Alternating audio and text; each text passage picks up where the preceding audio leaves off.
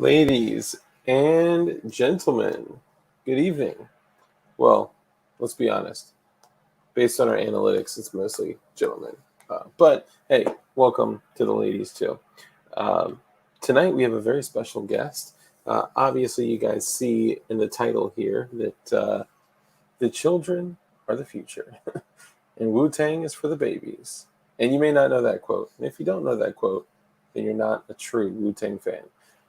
But aside from that, some of you guys may know someone by the name of Safety Doc.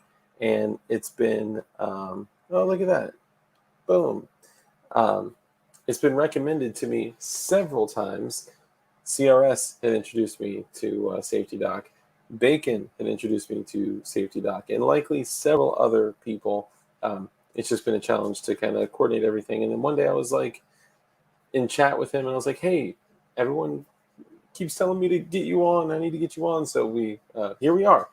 So everyone, I'd like you to welcome and say hello to the Safety Doc. Hey, Dark.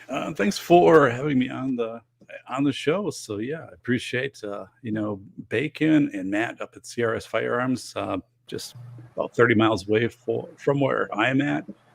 And I followed your show, and congratulations on 100 episodes. That was a fun time a few nights ago.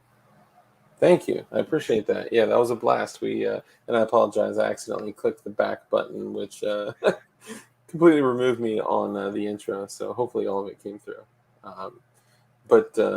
Yeah, I mean, looking at your work, looking at your resume, and I think you may perhaps be the most prestigious individual we've had on the show. So thank you for gracing us with your presence. I'll tell you. I mean, it's my honor to be here. It really is, and there's so much going on, right? And we had conversations about crazy things, right? School boards being concerned that the FBI is going to give them directives to record audience members and create evidence. So, somebody speaks up at a board meeting, that could become evidence and actual term. And I have a screen over on the left-hand side where I have the letter from the National School Board Association, September 29, 2001, to President Biden. And it's in one sentence, it has, as these acts of malice, violence, and threats against public school officials have increased, the classification of these heinous actions could be the equivalent to a form of domestic terrorism. So in one sentence, National School Board Association basically puts people in audiences on the same level as domestic terrorism, and then goes on to mention Homeland Security and all of the different agencies, and saying, hey, we need help here. And I'm also a university instructor, so I instruct superintendent legal courses and school administrative, legal courses. And I just know this is hyperbole, right? So it's really an overt attempt to shut down public discourse. So I don't like it at all. I've been very vocal against it, and we can talk more about things like that. But it's kind of where I'm at in my career. I retired as a school administrator, and was able to then do work where I didn't have to worry about a school board or the community or something kind of challenging and having me measure my words.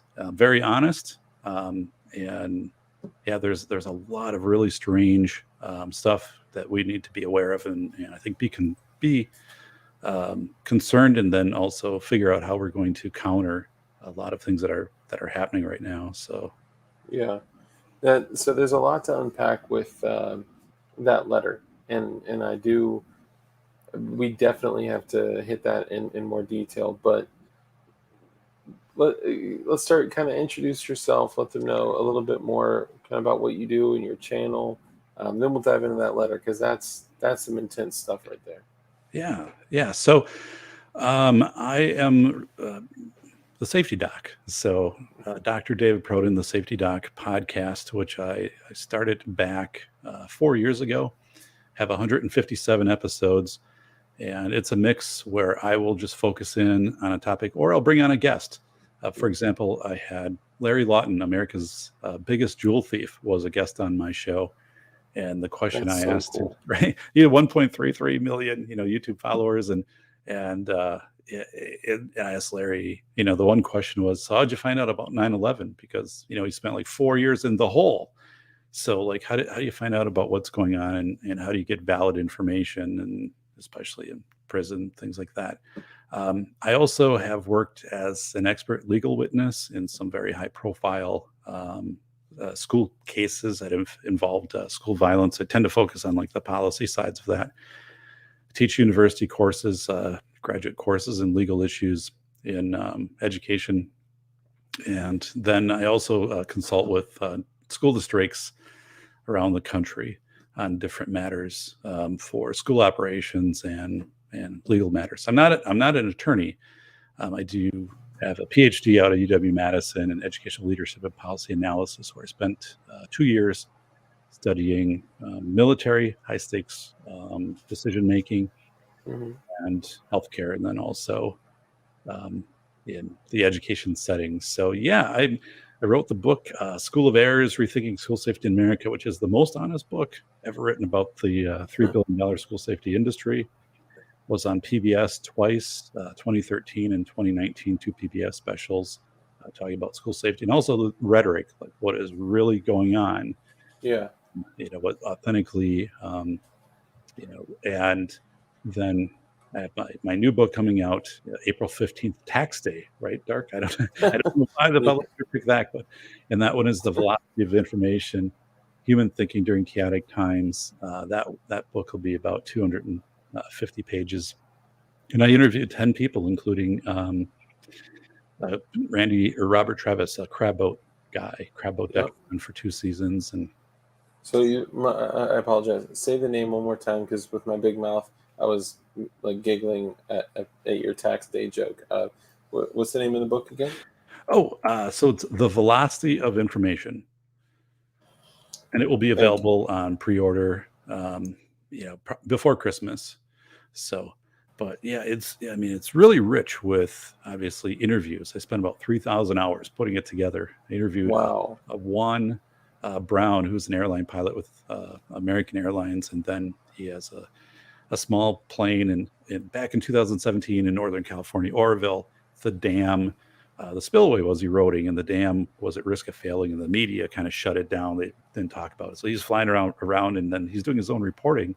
And pretty soon, his channel explodes. Like 500,000 people watch the show, and Mhm. there he goes to these debriefings about the dam, and people are listening to the engineers and stuff, and then they go like, well, Juan, like, what do you see? Like, what is happening up there? And I think that was a real call to like citizen journalism and dark, Yeah. things that that Matt does, of things that actually people, what people see and what they observe versus like what they're trying to be told in the narratives like that. So Yes. yeah. And you're not a stranger to censorship. So what you're talking about with like Right. with uh, with Juan. So he saw that this dam was eroding, and he saw that really, I mean, they were on borrowed time, and if it wasn't addressed, what what do you think would have happened? Yeah. So the water kept rising, and there wasn't any way to release the water out of the Oroville Reservoir. So if it would have gone, over the top of the secondary spillway, which they never anticipated they would use for any amount of time, it would have eroded back, and basically, like Sacramento could have been under 5 feet of water. It would have just wiped out kind of everything between Oroville down to Sacramento. Oh, So, I think one of the things that Juan did was, get other, major media and other media to start paying attention, because suddenly his channel's taking off, right? And people around there asking questions and saying, "Hey, like, I live downstream from this. Like, what's really going on up there?" yeah, And I think he was instrumental in possibly preventing a catastrophe by yeah. forcing people into action. And the people that were, let's just say, allegedly, the individuals that were uh, in leadership of, in I guess I want to use the right words here. The people that were responsible for that were not only not taking action, but maybe even trying to hide it a little bit. it seemed like it was slow, right? Like Yeah. that, right. There wasn't much happening, and especially too with local media or even media out of Sacramento. I mean, it would be a 60-second clip on the news, and then that was it. And Juan would spend hours up there. He's flying and he's meeting with people. He's learning about the blueprints of the structure and things like that. So yeah, I don't know the whole interface. I think Juan got so credible so fast, and he's already a credible guy, right? So Hmm. they had to bring him into the fold, because if they would have pushed him out, that would have very overtly looked like they were trying to keep this silent. Yeah. So I think he blew the lid right off of it, and thankfully he did. Yeah. Yeah. I got to say, it's not every day that somebody responds to something like that. And people that are in power are like, oh man, that means we have to act on it right away. Right. Usually they're like, unfortunately, this gentleman committed suicide and shot himself twice in the back of the head. Sorry, bad joke. But so, what other instances have you seen censorship, like, or people that may be hiding the truth? Yeah. So let's look at the face validity. Okay. So when back in March of 2020, right, when everything was coming out with COVID, and we were seeing the video clips on TV of people in China taking 3 steps and collapsing on the street and all of that.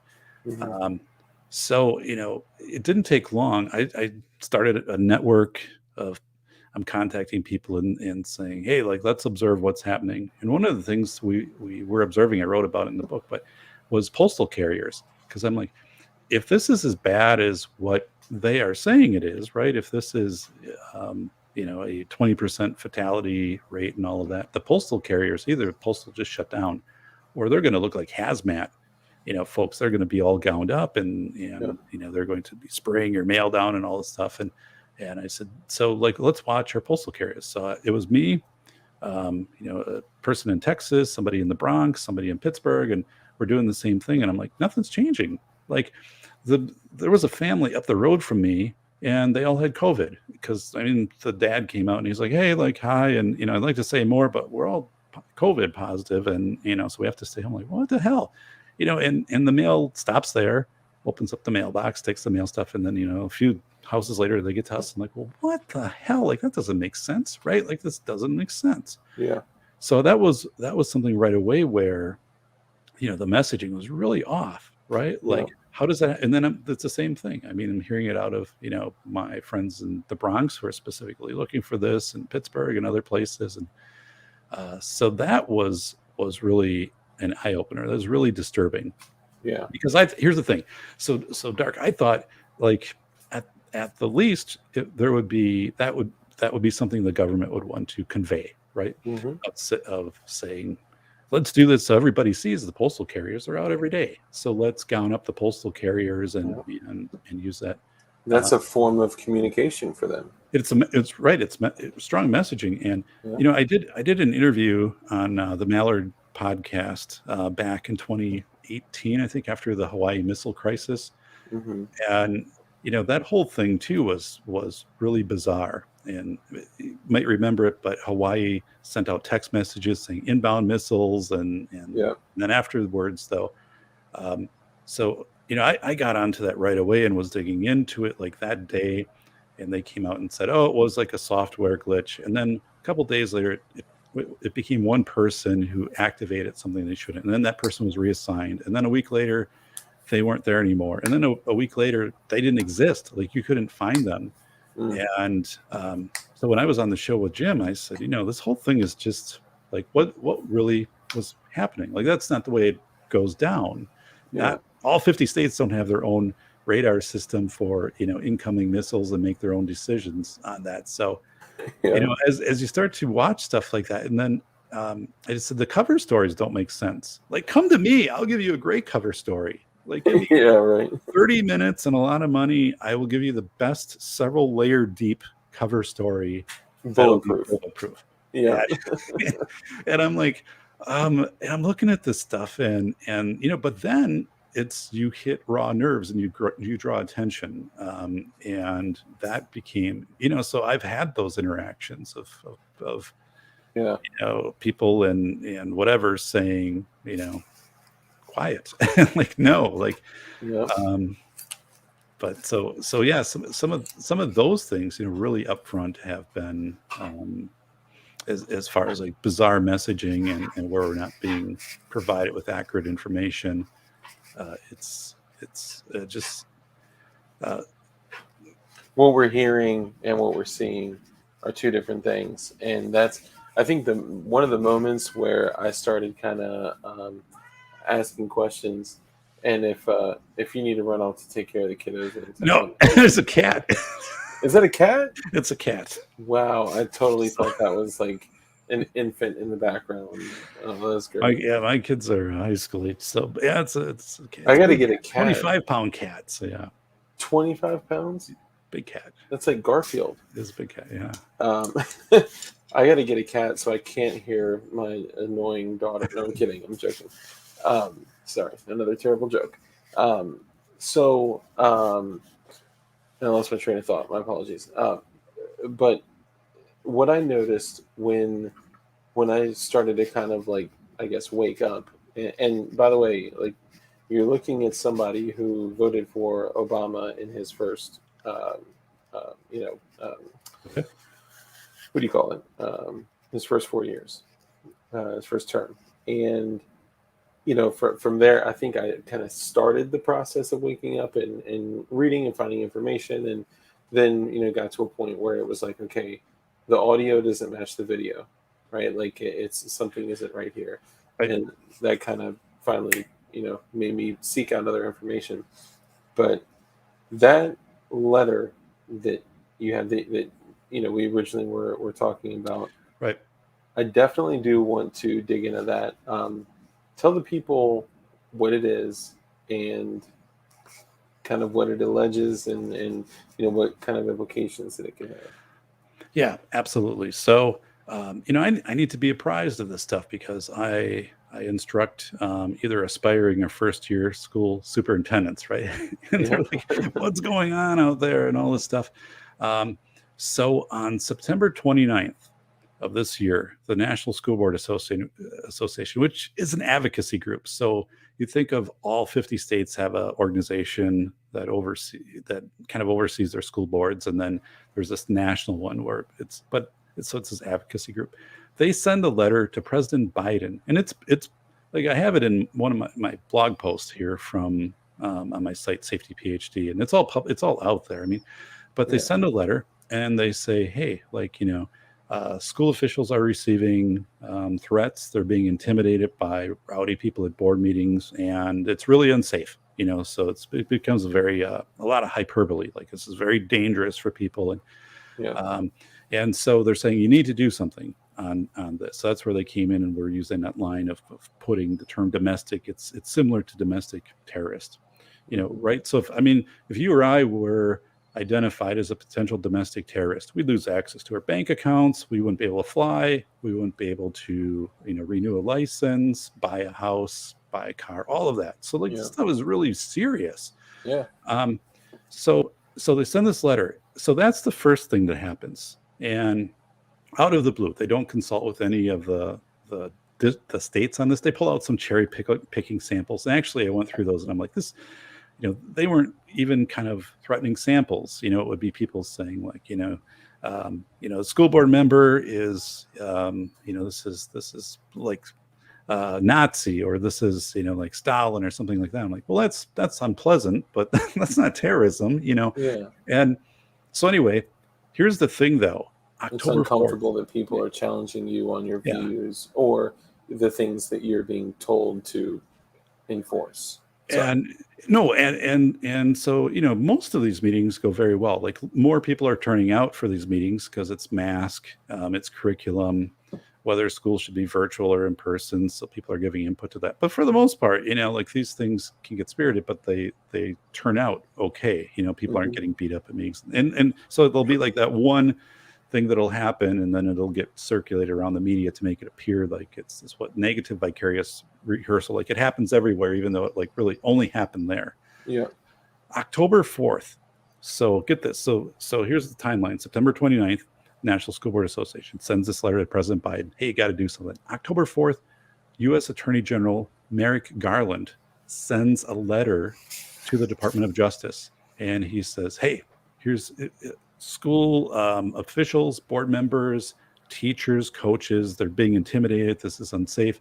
In 30 days, I need a response from federal, state, local, tribal, and territorial leaders on what we're going to do to facilitate strategies. This is verbatim. Facilitate strategies for addressing threats against school administrators, board members, teachers, and staff, and then also how to gather evidence. So I'm listening, I'm reading this, I'm like, okay, 30 days that's a joke, right? Because you're not doing anything in 30 days, especially in a time, when people are in Zooming and not in person. But that was my first question. What do you know of ever that the government has accomplished in 30 days? I can't, Christ, my mail doesn't arrive in 30 days. So, I mean, this is ridiculous, right, Dark? I mean, so when you look at that is big red flag for me, because I'm like, well, you can't pull that off. And there's already this thing called the National Threat Assessment Center that from 2000 to 2007 held meetings in every state and, processes for safe schools. So it's kind of this issue that doesn't exist, like they're building up. Yeah. But then here's the deal.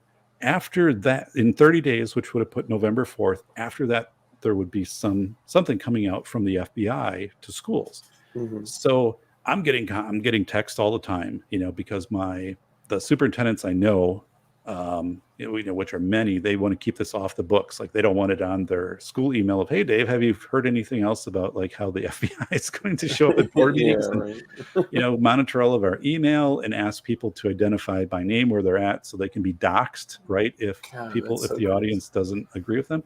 So, I mean, it's very obvious. I mean, if you look at this, it's like, what's the intent of this? Well, the intent is to shut people down. It's to make them very afraid to present and to present an opinion which might be counter to the board. Let's just take masked versus unmasked, right?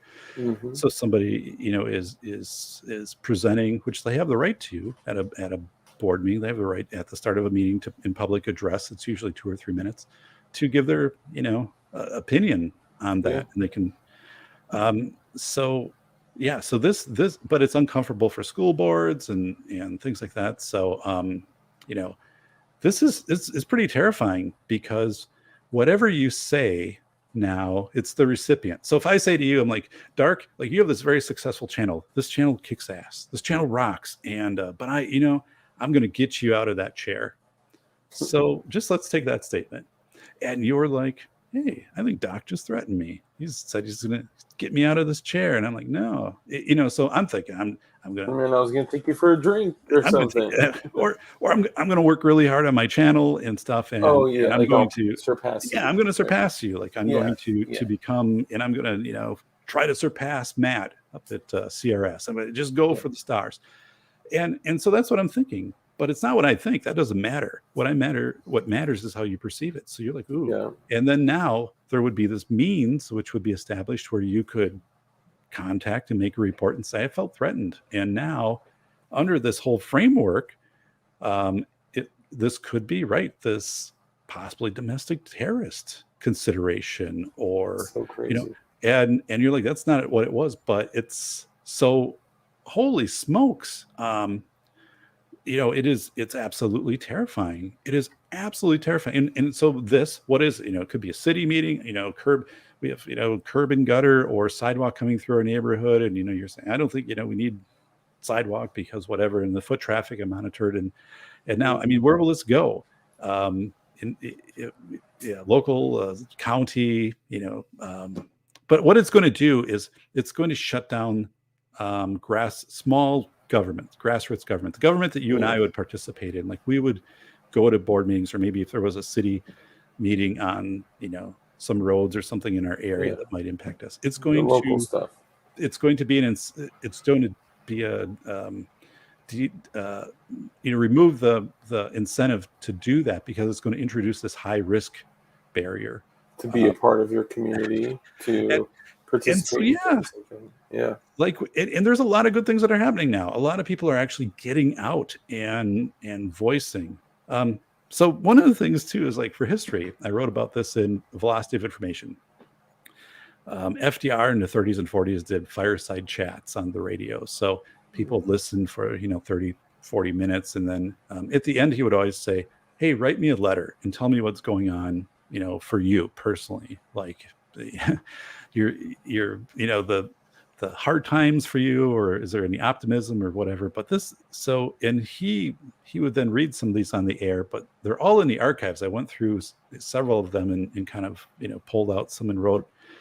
But we're not at that place anymore where you really want people to give their input, right? They Yeah. can say they want people to give their input, but they don't. They Yeah. absolutely, when I say they, big government doesn't want that. And so for me, this is terrifying. And if for the school administrators are like, well, what do we do for that? What do we do if they're all of a sudden David Muir on ABC News, tomorrow night says, hey, like, FBI just released this guidance to school districts, and they want, and I'm not saying there isn't any document yet that's been released, but let's say, and school districts are encouraged to record the audience at school board meetings and at sporting events, and then that becomes evidence, to in the whole umbrella of trying to keep things safe, and people have to identify who they are by name in front of everybody else, and now it's recorded, and that can be played back. And so I and then districts will To run be edited. yeah right. I mean, I talked about deep fakes when I presented on PBS. Mm-hmm. The ability to manipulate information through deep fakes and deep avatars is real and growing. And so it's like, so if I was to present, I would probably, not probably, I would make sure that I was recorded, so my wife was there and was recording every word that I said, that I had that counter piece of evidence. But it's also like, does that even matter? How many times do we Yeah. see, there's either a shooting or a car accident or something, and there's one piece of video or a surveillance video from a ring cam a block away on somebody's house, and they're like, well, that's it. That's what happened. Yeah. And that is authentically what's happening now in courts and judges. Video kind of rules everything, but video can be readily manipulated. Oh, yeah. Actually, I presented some Russian software on PBS, and I was authorized to show 20 seconds of the software program where you could take a still picture, like a picture of you right now, like just still. And the software, with a little bit of work, I could have you say whatever I wanted you to say, and you'd be moving and all of these things. And it would be close enough where you'd be like, someone watching be like, oh my goodness, like, Dark just said all of these things or made these threats or something like that. And it's like, you didn't do any of that, right? Yeah. Someone, so it is, I think California came out with a law a year or two ago banning the use of deep fakes for anybody running for public office within 60 days of when they're running. Wow. So like you couldn't, that it would be some state fine, but then, like who's going to enforce it so yeah, anyway, That's like, crazy. we live in a time when there's this rapidly moving I don't know if it's kind of like the winds are of change, to shut people down. And Yep. And it's funny, when we were first talking about this, it was kind of like, I remember saying, well, if you get video, like, good thing you have video, because that's never been used and taken out of context in the past, like that. right. The terrible thing is that, like, people Right. like see a snippet of video, and then they come to a decision like that on what they believe happened. And that's why I always say it's not what it is, it's what it looks like, and it's just all perception. Yeah, no, you're right. This summer there was a school district, and a parent came forward and had a video of a girl that was on the cheerleading team, and she was either like said something that was offensive or whatever it was, And so they showed it to the administrator, and they're like, "Boom, you're out of here! Like you're gone." And she's like, "I never said that. Like that wasn't." And it eventually, the parents had to put money into this and hire a Mhm. lawyer and forensics and stuff like that. And they're like, "No, this was manipulated."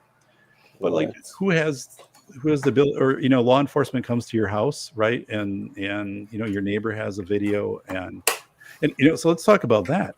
So Bellevue, Washington, in the end of March 2020, Bellevue, Washington, and I have a video of this that I put up on my Twitter, and I can repost it. I edited this down into like a 45-second video, but Bellevue, Washington was telling people, hey, like social gatherings, like if there's gatherings of more than 3 people or whatever, take a picture of it and go into our web portal.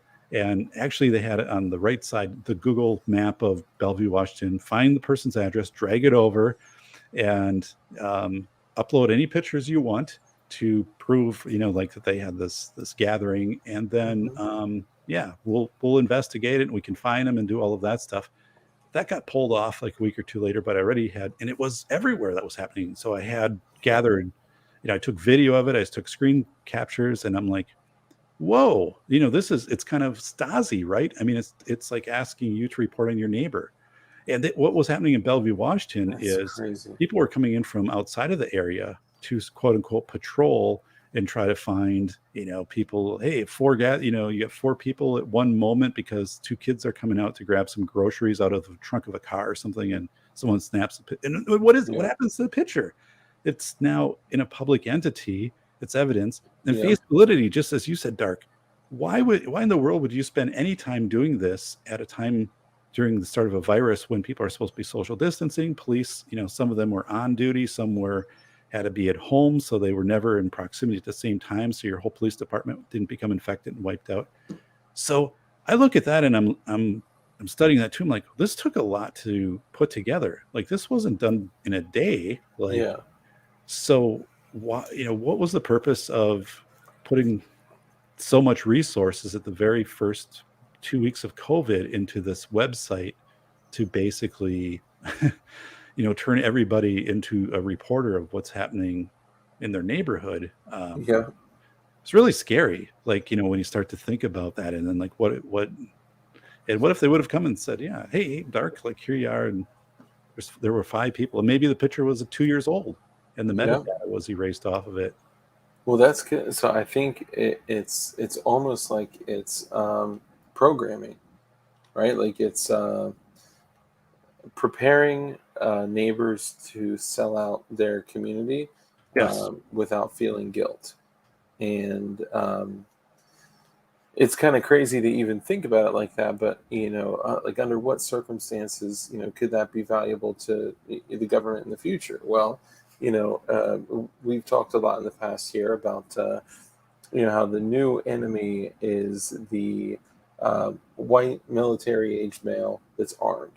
Like that is the right. new enemy in the United States, and it's a possibility that look, we're headed in the direction of certain things being like the private manufacturing of firearms. That's going to be, and that has been legal since the inception of this country. Absolutely. You Right. know, not only, excuse me, not only was it legal, but it was a requirement that a military-aged male, an adult male, 16 to 60, not only had the skills and ability to make a firearm, but was expected to be able to build a firearm, and was expected to have a working firearm, was expected to have a certain amount of shot, pellets, was expected to have a certain amount of gunpowder. That was their job because it was the militia. And now, if you have something that's even relatively close to being equivalent to the military armaments, you're a crazy psychopath.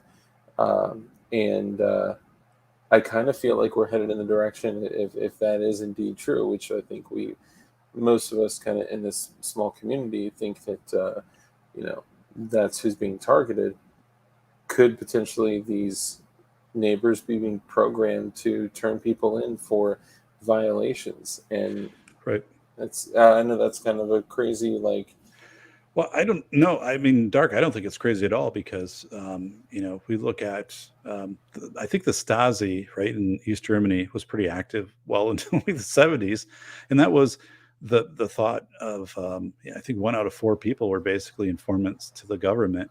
Yeah. But this whole thing in Bellevue, Washington, and actually it happened close to me in Madison, Wisconsin. They had it up on their website and then quickly took it down. I mean, that's enrolling instantly, your population to do this, right? To report others without, and so right. What if it is where it changes and it's something with I don't know, surveillance of or they tied in with hunting, surveillance of firearms or something like. I mean, whatever it Yeah. is, and it is crazy. um so and the whole tracking of purchasing of either a firearm or a scope or ammunition, if it's done by credit card, right? Yeah. What database does that go into? We know social credit scores have been in China for the last 3 years. So in I mean, this exists, right, in China. So social credit score, the higher score you have, the more access to things like trains and transportation and restaurants and services, and the lower scores. But this could be something of saying, hey, like, if you have this social credit history of purchasing firearms related things, that'll be a -3 on your social credit. Like, it could happen. Like, It's and it's just crazy. insane. But it's terrifying. And as we look to the future of 3D printing, and I talk about this in my classes and licensing for different 3D printing things. You can 3D print anything for yourself, right, and create. But what if Yeah. what if now the new 3D print, the laws change, and all the 3D printers sold in 5 years, for example, have to be connected to the internet, so everything is checked for intellectual property. Yeah. And there was a thing in place now, the Case Act. It went into, I think in January, it became law, where it's this heightened intellectual property monitoring type system. Hmm. So, it could be like, hey, like you produce this and it's similar to, whatever, firearm or piece of equipment. And they'll just specifically look for that. And then they'll be like, Of course. you violated this and now your stuff is gone, or, your driver's license is gone or something. I know this sounds like dystopian, but it's not. And, I It's was, definitely not new to this community to discuss things it, of the like. and So yeah. So, I mean, it's extremely frustrating to me because, things like and this, terrifying. like, hey, you can't have that. That's Right. now technically this patent has expired for the for the now. This, I would argue, has been changed by 20% or more from the original Glock magazine. But um, I mean, who knows? Like, it it was illegal at some point to share STL files. What wasn't there? Or were they at least trying to say it was like an ITAR um, Yeah, something, violation? kind of early on with, yeah, the intellectual property and yeah, the general sharing of files and what was public domain and things like that. And yeah, Yeah, so I'm looking at that saying, oh, I mean, this is a huge, and thankful for, Dark in your community. And I know, Matt, with CRS Firearms working, diligently to challenge these overreaches, because if they're not challenged, that's just more ground that is obtained, that is, so the government works from a more forward position. And pretty soon it's not going to stop at just that. It's going to be, oh, like, Dave, you wrote this book and it looks like there are 2 sentences in here which are similar to a book that was published 8 years ago in yeah, Spain or something like that. So now that's intellectual property, so your book is gone. Or so as you think of, the ability to create things, it's almost like, well, it's not almost, but they're forcing you into this thing too, where, well, run a copyright search on it, run a trademark search, run a patent search. Well, that's prohibitive, right? Like, all of this stuff is kind of, garbage, especially if you're making it for yourself. But we also talked about the Case Act. There's a really weird provision in there, and I'm not an expert on this, but I know it well enough to instruct, the kind of the key points of it.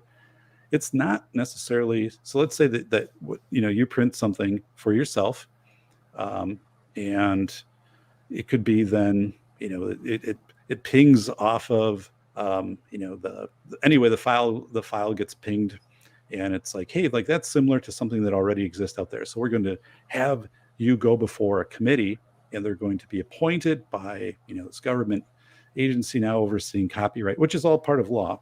Yeah. And there'll be 5 people. They don't have any experience with firearms. They don't have any experience really with 3D printing or necessarily copyright, but we've just appointed them. They're not attorneys. It's not a judge. It's not a jury. And they're going to decide if you violated copyright law or not, infringement or trademark or intellectual property.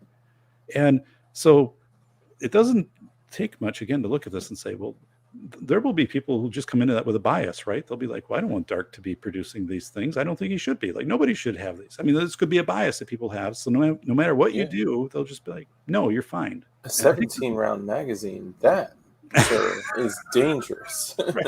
Well, right. So somebody would come, and again, where are they being shaped from? They're not really getting professional development. This could be something where they literally have an afternoon of training, and they're making decisions which will affect your life and livelihood.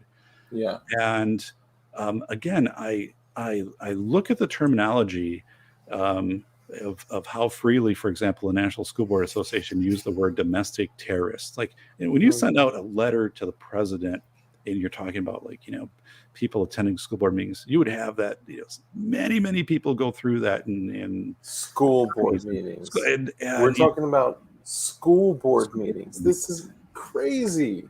Sorry, and my apologies. and again, everybody, and thank you so much for for listening to this.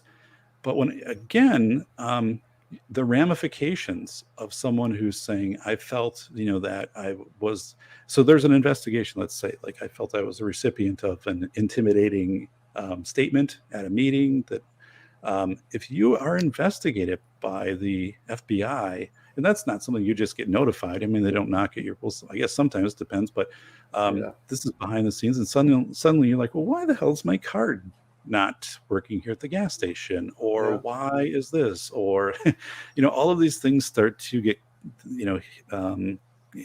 real out of sorts kind of in your environment, because all of these systems are happening in the, I can't, Southwest, what in the hell is my flight? I can't get my flight. So, or sometimes your door ends up on your floor. And, well, right. It can be that. And I mean, I personally, I've thought about things like that too. And one of the things, for example, in school safety, was I had testified on a bill that basically there was a bill in the assembly, and it would have allowed schools to do anything they wanted for locks on doors. And I testified against it and said, it's a bad idea, because young kids, like kindergartners, are used to like turning a handle or pulling a handle down, not punching in a 3-digit code and waiting 4 seconds, stuff like that. So just and superintendents and old buildings, like, this isn't, but the reason it was there because the vendors wanted to sell things and stuff like that. And then they also wanted to make it feel right that schools are very dangerous, that people are very dangerous, and put this heightened sense out there. And again, this it really was directed to bring a heightened focus to the Second Amendment community is risky, and this is a step to protect yourself against that. I mean, if we come down to it, right? And I'm like, this is such an overreach. It's garbage, and here's why not to do it, and here's how I will fight it. And eventually the bill got dropped. But I remember talking with a couple people after that who were in that legislative process, and they're like, "You're the one that shut that down." And not that all is heap and praise, but they're like, if you wouldn't have given the testimony that you gave, it probably would have gone through. Wow. And I'm like, so, it is, it's so frustrating to work right diligently and protect our First Amendment right. I mean, I've read First Amendment over in the chat, right? First Amendment is getting hammered. Second Amendment is getting hammered. Fourth Amendment, search and seizure is getting hammered. 10th Amendment, states being able to make decisions. These school board things, that's a 10th Amendment right. That's called a plenary right. The schools should be able to do that as a state level. It's not the Fed suddenly coming out. And so, I feel that I'm And it's, I'm standing in front of my classes and I'm pretty fired up about this stuff and trying to motivate people, too, and say, what you're being told is basically to be in direct contrast to the people you're serving, and you don't want to be there. So yeah. The powers not delegated to the United States by the Constitution nor prohibited by it to the states are reserved to the states respectively or to the people. Sorry. No. No, yeah, right. So I mean, so we are on the same, we're on the same page. We're on the same wavelength for this. Mhm. And people, though, right, they don't think about it. They don't critically think about it. And so I've, written 2 books. I present it on, PBS about it. I teach university courses on this. And I'm like, wake up. I'm like, this stuff is beyond anything I've seen in 30 years doing this. Like, this isn't the norm. It actually And appears that you already have a fan, Walter P380, who's a member of our community, is saying that he's already been watching it on YouTube, on PBS on YouTube. yeah, well, Um, thanks. yeah, and he's a great dude. And also want to give a shout out to everybody in the chat, all the channel members. Um, I do this really goofy thing where I say channel member, channel member. Uh, and Dirt McGirt, what's up? The end is near. Beware. What's up, brother? Checkpoint Sport Brand, Bob, Man Against the Masses, Too Many Choices, Gerchop, Gerchop, Gerchop, Gerchop, Gerchop. Gerchop, Gerchop, Gerchop, Gerchop. Good to see you guys. But I do want to bring just a quick little focus on. Corn Pop, what's up, man? Corn Pop was a bad dude. I want to bring a little bit of awareness to something that James Kawasaki said. Um, no matter what direction we head in with these kinds of things that we're discussing, um, a lot of people call this prepping. Some call it living. I saw what James had said, and I wanted to highlight it. He said, "Everyone, please minimize your material life. Stock up on all necessary survival items. Create a bug in/bug out plan. Establish alliances. Pray." He also said something earlier, and I'll paraphrase because it's very, very far up in the chat. And he says something along the lines of, "I promise you, I'm not a troll. I'm a very real person. This is my real account. This is my real name. And I want to get like an important message to you guys. And I want you to know that Jesus loves you and the government hates you." And that is just like, boom, like a ton of bricks. Like that's crazy. Yeah, so I just wanted to get that out there. My apologies to take the conversation away for a second. No, I'm thankful for your audience, and when I'm not here, I'm part of your audience, right? Like I really value Dirt and Bacon and James. So yeah, thanks. That's awesome. Yeah. That's awesome. And I mean, honestly, it's crazy to like sit here and think like you're like watching us. I'm nothing special. It's just I've been around 50 years, right? So and I did kind of stick with it with some of the things. And one thing that was really important that I did was I approached PBS after the Sandy Hook shooting in 2012, right?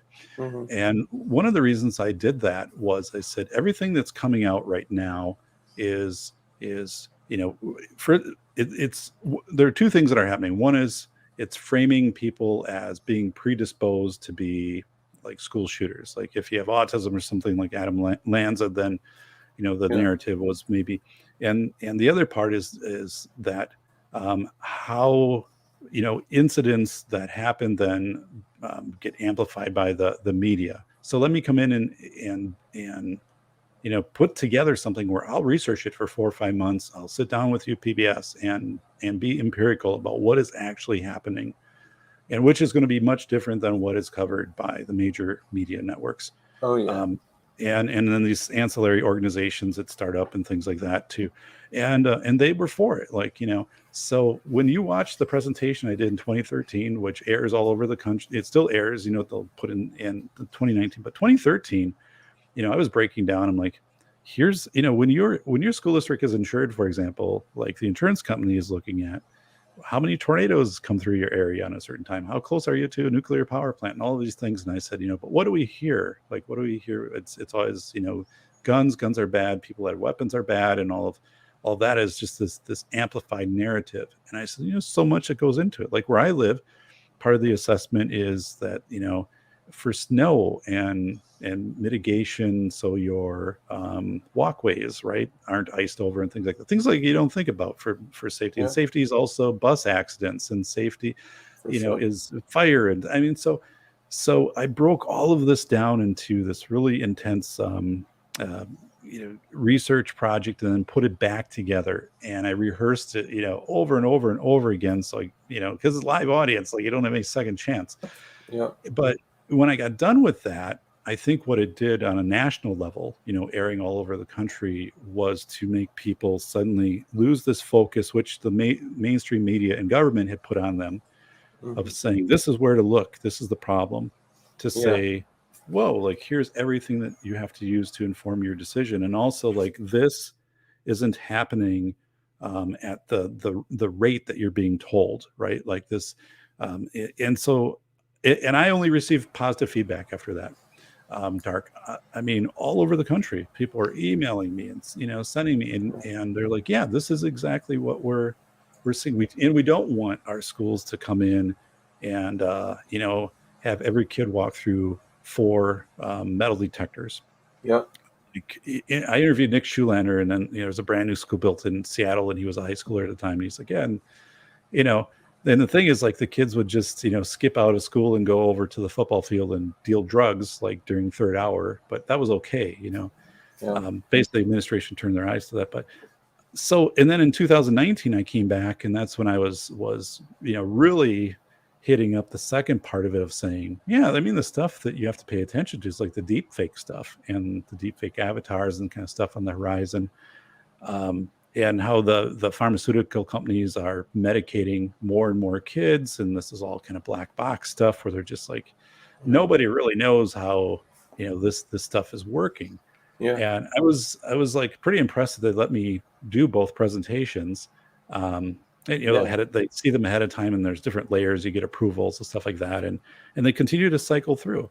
But what I was trying to do, you know, one of my purposes was to make sure that focus wasn't trying to destroy Second Amendment and also First Amendment, yeah, which there are more than, as we all know. I mean, people are just willing to jump on that and to do that. And I'm like, yeah, no, it's not happening under my watch. I mean, I'm just like, so anyway, I mean, and one thing you will find in School of Errors, this isn't a book about you know, weapons and survivalists and preppers and things like that. And by the way, I think survivalists and preppers are 25% of my audience. I have a pantry. I have 14 cords of firewood on the other side of this wall. You know, I heat my I've house with seen it. wood. So I'm to frame that out as something that you have to be afraid of, right? As a society, Yeah, you know, you portray these people. It's stupid. These are people who are informed and they're intelligent, yeah, and they know how to analyze situations and make decisions. And you know, when things go bad, if even if they're in a car accident, they're going to gather themselves up and assess and make decisions. And yeah, so, yeah, we're making villains out of people who are really heroes, right? I yeah, mean, yeah. Unfortunately, yeah. And if you go back through, like, historically, and look at, like, let's use the gun thing for an example, right? Like, having this irrational fear. Like, imagine if schools all over the United States were all taking these crazy precautions for black widow spiders. right. Like, we would all be like, what are you talking about? Like, why are you, you know, the kids need to wear these special suits, and they need to wear these special shoes, and we need to have stuff at the doors to stop. Like it would be such an irrational fear that now I understand that there's also a level of reality to it, much smaller than how it's communicated to them, but the way, and it's funny, it's like the velocity of information, right? Like that term.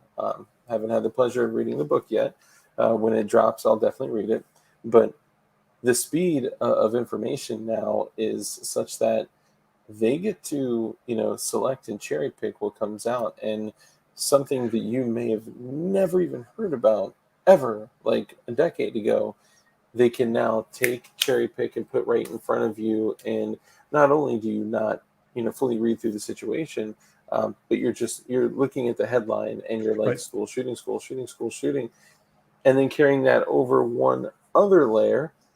Look at all the school shooters since Columbine to Adam Lanza to, and I'll also say that I have a picture of that um, individual, the former that I just mentioned, um, holding a firearm, a prolific firearm, and it looks, the firearm looks odd. It doesn't have the right controls on it. Certain things are in the wrong place. It looks like somebody that did not understand an AR-15 pieced together an AR-15 and put it in his hands in the picture, which is terribly unsettling. And before the end of the stream, I'll pull that up today. But when you look at all these the people that have done these terrible things, what are some things that they all have in common? They're young.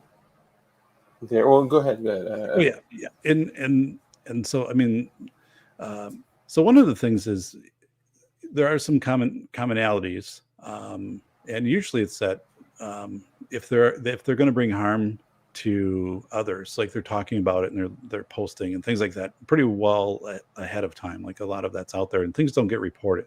Like Bethel, Alaska, 1997, I think like 23 kids showed up to watch a kid bring a shotgun into a school.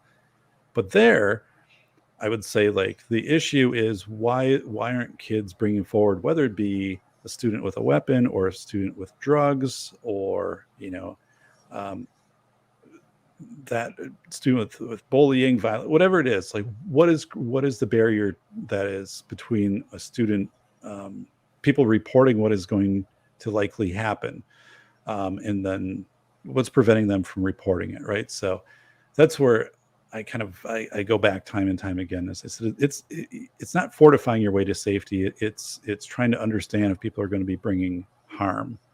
It doesn't have to be again necessarily through firearm, or if someone is going to be using the internet, they're trying to hack your information or something like that. Usually, like people know about this ahead of time, they just don't report it. And I think they don't report it because people typically don't follow up very thoroughly Yeah. on these things, right? Like, we can look at the FBI's response in Parkland, um, Oh, God. to that as an example of saying, well, if you do have an individual, whether um, and information comes forward and forward and forward and forward, and you don't do anything, substantial with it, well, so there's these systems failures that happen, Yeah. and then they kind of get lost, and then they get put into, well, this was an individual acting and nobody knew it, and then the narratives change. But Oh, then you um, find out that they've actually been in trouble for discharging firearms in their right, backyard and killing chickens in their backyard, and but all these, not all, a lot of these kids are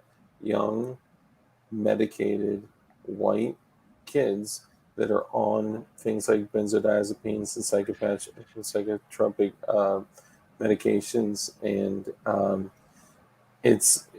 and typically the firearms that they use are very well known, prolific firearms that are known by name.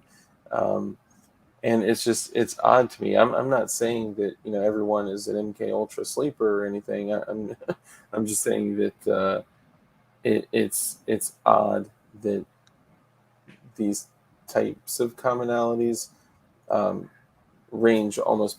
I mean, it's like sweeping through almost every single incident. so Dark, you mentioned the medications, and one of the things I'm so sorry. I totally forgot. Jetson, thank you so much for the super chat, brother. I appreciate it. I know it's been sitting up there for a hot minute. I'm just very involved in this conversation. It's a deep convo. But thank you for the super chat. Also, thank you for the channel members. I see all the conversation. Everyone, welcome Jetson as a new mod for the channel. He's been putting in a lot of work, showing up a lot more. So I appreciate you. And oh, Montana, I didn't even see that. Montana, thank you for the super chat, brother. I appreciate that. You could rest assured that it will be going towards the Vice, my diamond encrusted Vice. And you see, the American dream used to be self-reliance, making your money legit and family, happiness, the government out of your lives. Now it's government, give me, give me, give me, all self-value, material items. Yeah, the materialism, like consumerism, materialism, love of stuff is completely pulling us out of the real world, and it's sad because now we have this faint veil of freedom when the reality is it's not the freedom. We've been given the false the so it's like if you ever have a conversation with someone that's highly skilled in communication, they can give you the false sense of control for a conversation, when the reality is that they're purposefully using questions to guide you in a particular way, and it's the same kind of thing. You can use things like convenience and consumerism to guide people Right. in certain directions. Well, so Dark, I mean, maybe this is the time. So I researched this. I wrote about it in the Velocity of Information. Let's look at the weird twist of so the root beer float, right? The for which is code, right, for a word that otherwise would put a blue a blue bar underneath this episode. Yeah, But the poke. so yeah. So I wrote about weird. So suddenly, states are using lotteries, right, to incentivize, right, people. And I'm like, this such a weird narrative. Like, I'm a researcher, for God's sakes. I'm looking at this and saying, what the hell? New Mexico had this thing called Vax to the Max, so you could win cash. You could win, I think, vehicles, a fishing license, which I would take, but I mean, but not through this scenario that they have set. But I mean, all this stuff, marijuana dispensary coupons, Krispy Kreme, all those things, and it's like, what in the hell in Baton Rouge, Baton, Baton. I think so. Baton Rouge. Baton Rouge, if I'm correct, but they had where if you got the root beer float, they would wipe a felony off your criminal record. That's actually was a thing. What? Yeah. That's documented. Yeah, it was an event held about 2 weeks ago, and it's so the news covered it. So let's just That's see. crazy. I don't know how to. So let's do this. So anyway, they had. I'm so sorry. I can hear my daughters up. Okay. Go ahead and keep continuing. Chat with the comments, guys. Be kind to Safety Doc, okay? And give me be kind to the Safety Doc. Yes, please do, and please continue. And I'll be back in maybe 1 to 2 minutes. Okay. So you got this. So all right, thanks. So here's what happened. So I just brought it up. It's October 10th, 2021. So this is a news report. And then I had the official document that came out of Louisiana, but it's called District Attorney's Office Holds Record Expungement and Root Beer Float Event. So basically, right, you would come down, you'd be the recipient of the root beer float, and then you could have, to qualify for potential record expungement, 5 years have passed since completing a sentence for a misdemeanor, and 10 years have passed since completing a sentence for a felony. So, right, like, think about this from a face validity. So face validity is, in simple terms, right? And this is how I learned about it. Someone says, here's a thermometer and you're standing outside during a snowstorm and the thermometer says 80 degrees. So at face validity, you look at that thermometer and it says that thing's broke, like it doesn't work, or like my senses are off, like I'm hallucinating or something, like, because this doesn't make sense. So face validity is that sense we all have of, oh, something just isn't right, like this doesn't make sense. So why in the world would you start this campaign where you would exchange the people being the recipient of the root beer float to expunge their record? Like, who came up with that? And so it's these lotteries that are put out there, and it's the gift cards, right? Here's $100 gift card, and then kids too, like elementary kids in New York City saying, hey, we'll give you $100 gift card. So those are the type of things that on a face validity standpoint. So face validity as a researcher, you're looking at this and it's like, Christ, like my results, this doesn't make any sense. Like they shouldn't come out like this. There's something wrong. I calculate it wrong or whatever. So from a face validity standpoint, it's like, this is really wrong. Like, why are you having to cajole people? Why are you having to go through these extreme measures to do this? And then also, like, who's paying for this? Like, where's the money coming from? We are, of course. So one of the things, right, Dark, and anybody, please post on this. So here, this was a question I had at this back in March and April, when you could drive to places to receive a root beer float test to see if you had the root beer float.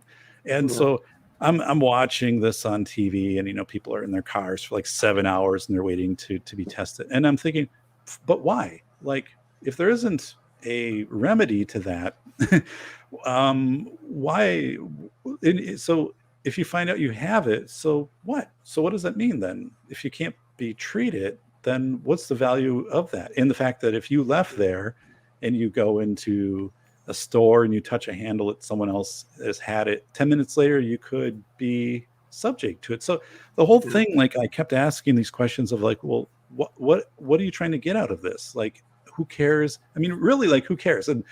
And I was reading studies of saying, like, it's the sewage plants in cities. They can figure out the prevalence of viruses and cocaine and stuff like that that's in the city, and they can identify kind of a lot of things that's going on just by testing sewage plants. And like they're saying, that data was just as reliable as making people sit in their car and come through. But and then they couldn't tell you right away, right, Dark? So they're like, oh, like 48 hours, we'll send you an email or your login, and be like, this whole thing, like, from a research perspective, like, again, I'm looking, it's like, this doesn't make sense. Like, tell me what part of this makes sense. There's nothing here that actually makes sense.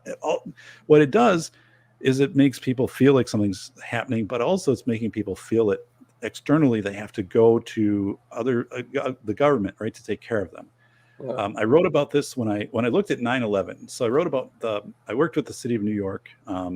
There's a part in this book, and it was the rescue on 9/11 from Battery Park in New York, which is near the financial district. 500,000 people by boat in 9 hours got evacuated. Never planned, right? They're just like, put out a call, Admiral Lloyd, like, get down here if you got a boat, evacuate people. What? So they're putting people on boats, and it's really great. Like, I wrote about it, and there's a video, 10 minutes long, boat lift and it's narrated by Tom Hanks, to give like an idea.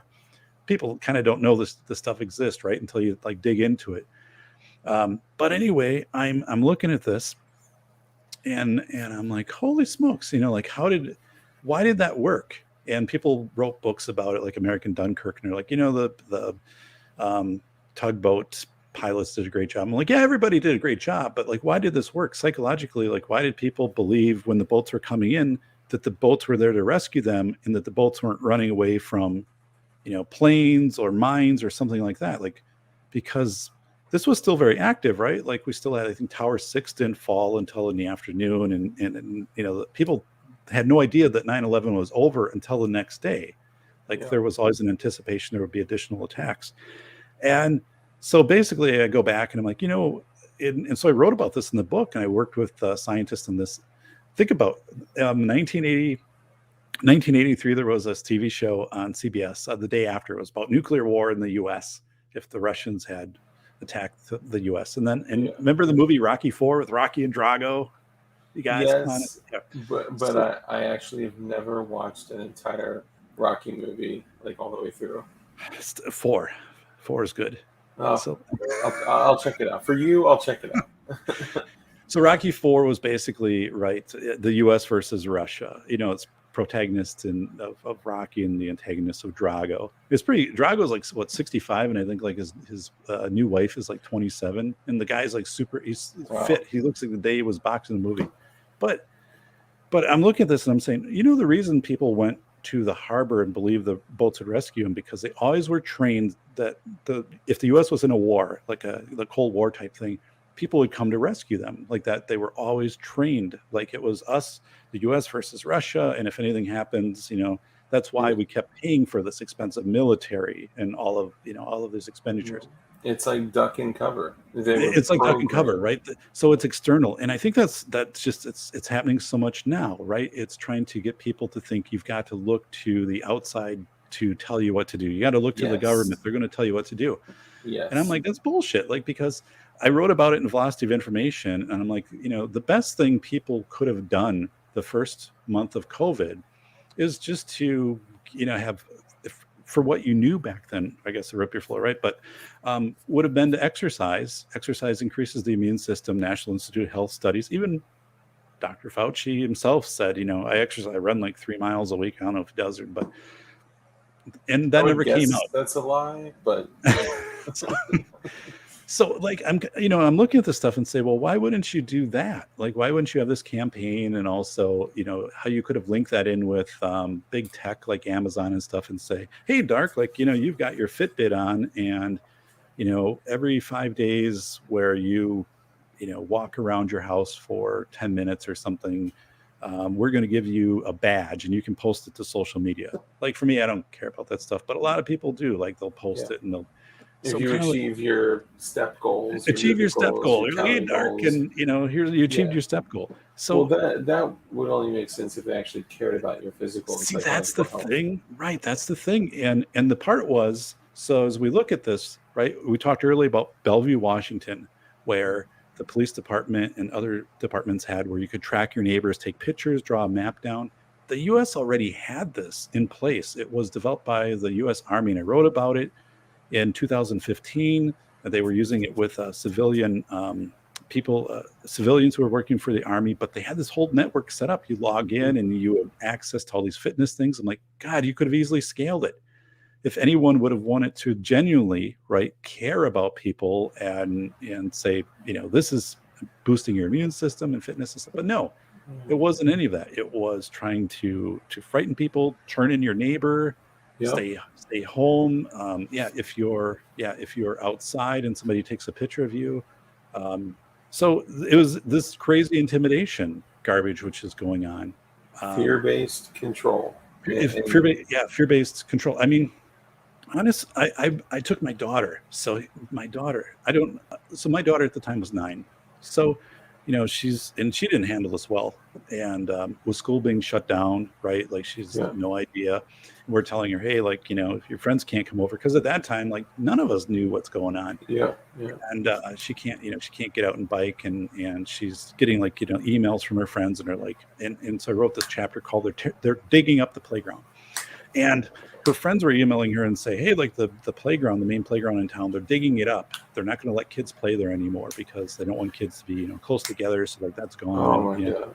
And she's just like, the school's shut down, like the playground's being dug up, and I can't bike anywhere. I can't see my friends. I can't go out to the stores, and so she's 9, and I'm like, this is really cruel. Like this really sucks. Like this she's going through this. So I said, here's the deal.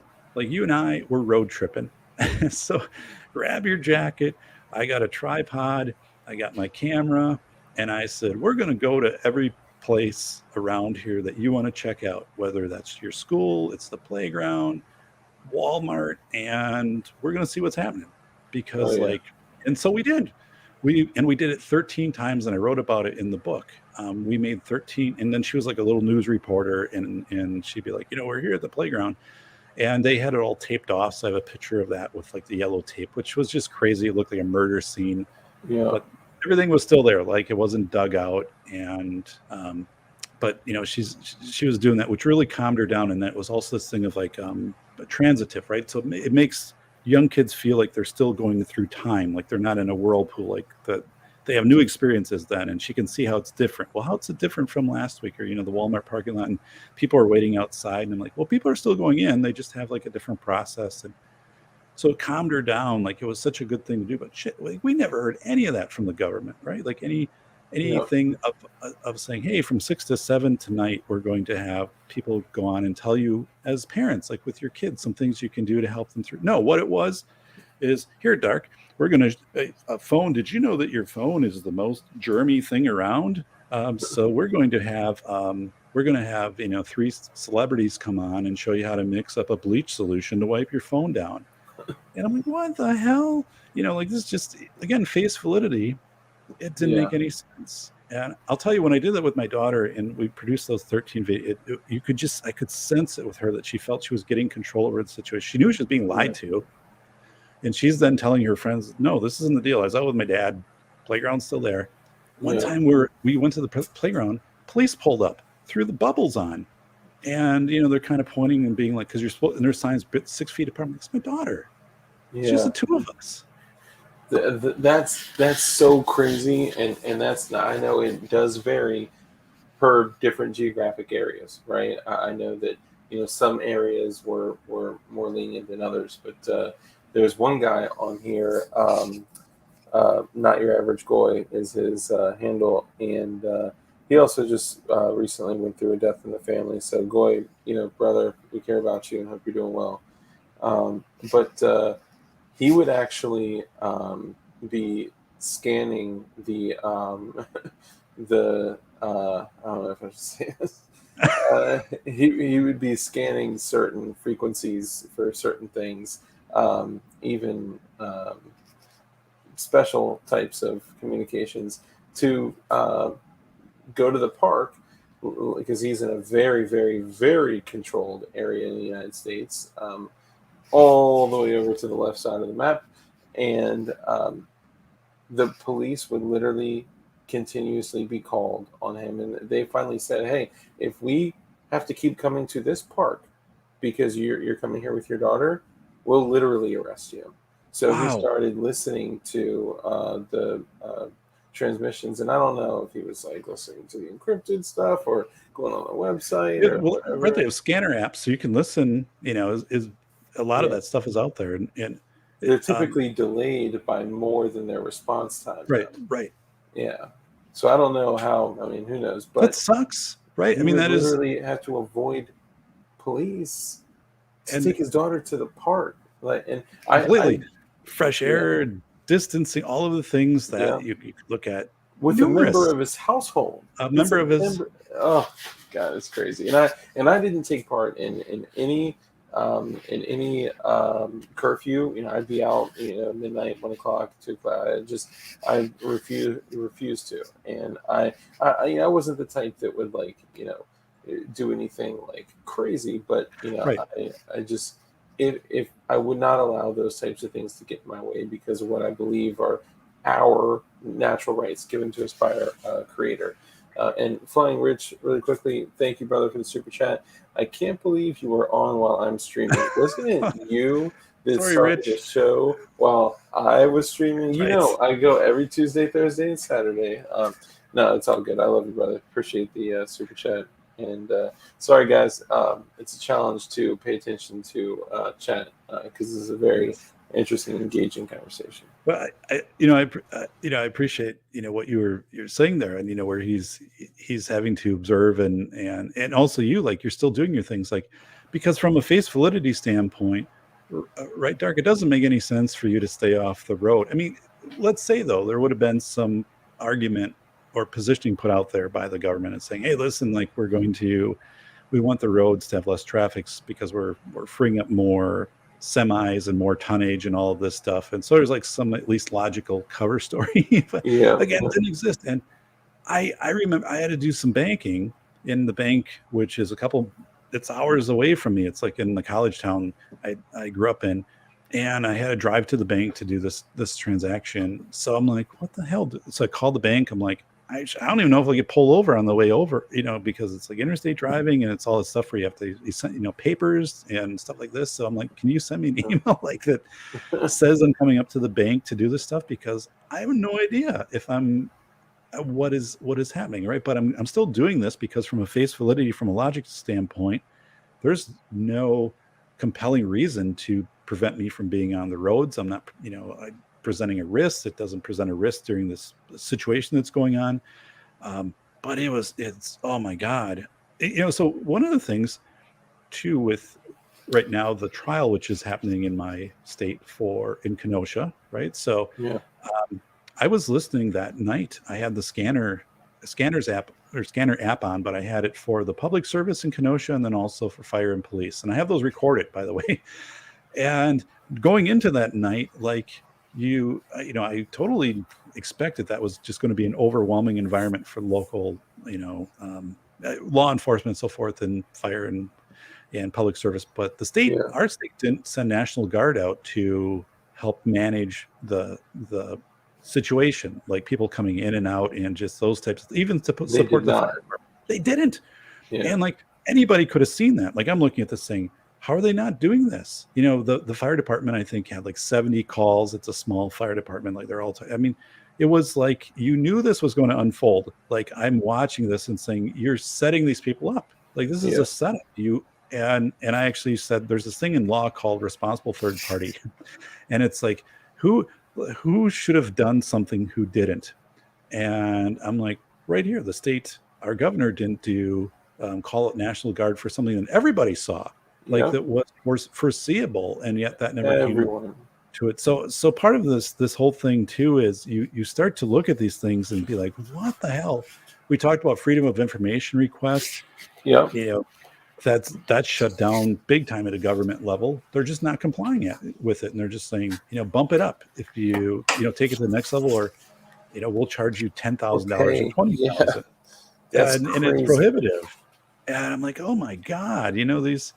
So I've seen, I guess one of the things to convey, and looking over in your chat, like, I'm 50 years old. I haven't seen this rapid kind of, it's not without rule of law, but change of law. I've never seen this until the last year. Plus, like the very specific targeting of groups and individuals where people feel like they're so empowered to go after. And it's like, this is, you have to stand up, and you and I off air, talked about some of the things that I had to aggressively stand up for, where I was exercising First Amendment protected speech, and, opinions of others were saying, no, this isn't.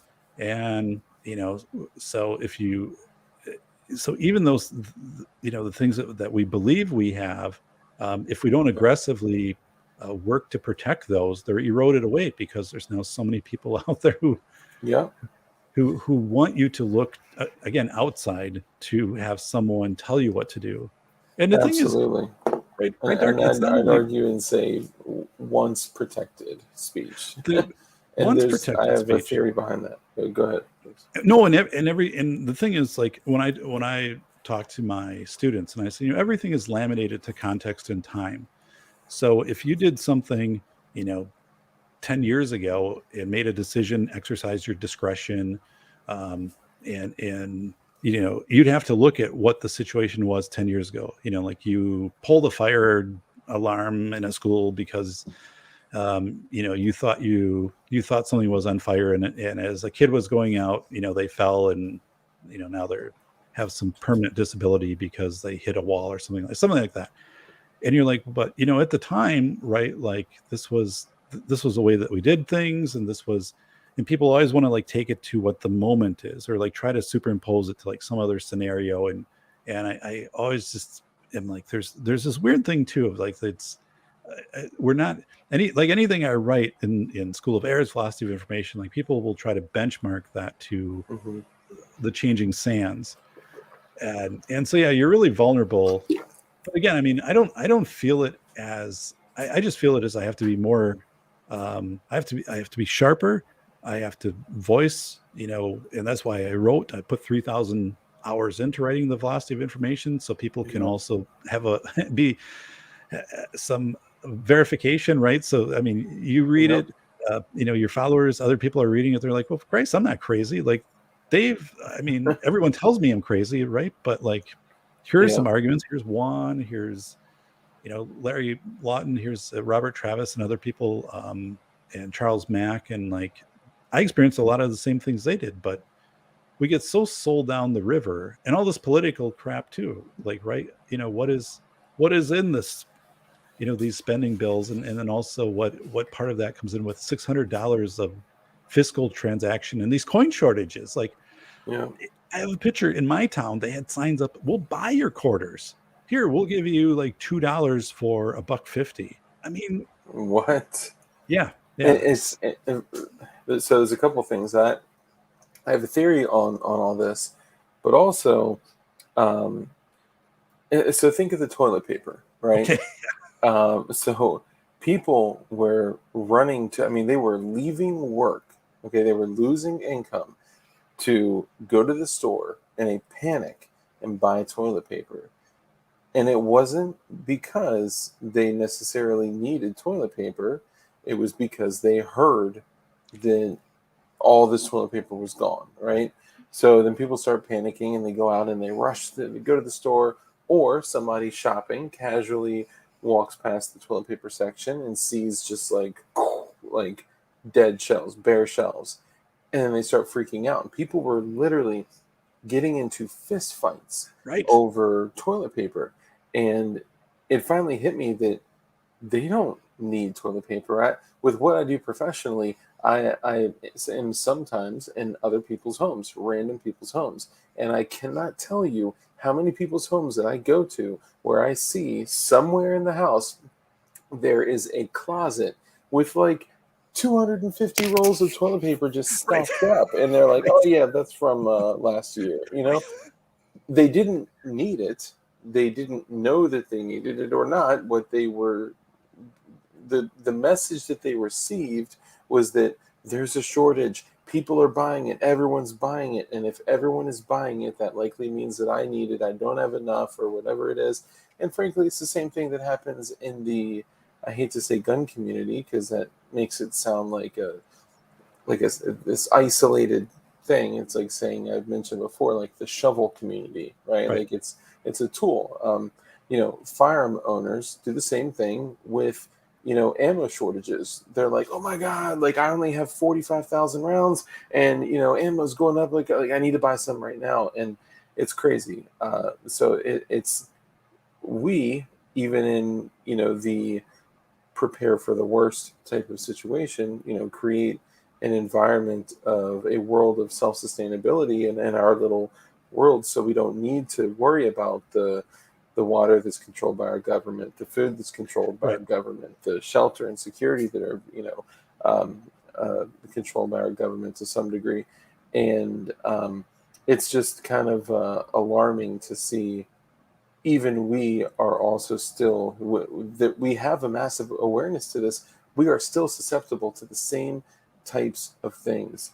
But to get to the other conversation, I think what's happening is whether this is what the government wants or if this is what you know um, is just a byproduct of circumstances, which I think would be the former, not the latter. Um, if the control, if the poke, all this stuff, right, is what they want. If the control is what they want, they can't legislate what they want. They can't Right. put those types of things into law. So what they do is they bifurcate the country, and then they have these polarizing views, and it's red versus blue, and it's left versus right, and it's all this stuff and subcategories, in addition to that. But what they do is they legislate through social normalities, and they use social um, what's I guess acceptable socially to be enforced by the general public Right. about masks, about school, issues in schools, about safety at a board meeting or an HOA meeting or whatever it is. And these things now are enforced by their foot soldiers, which Right. are the half of the general public.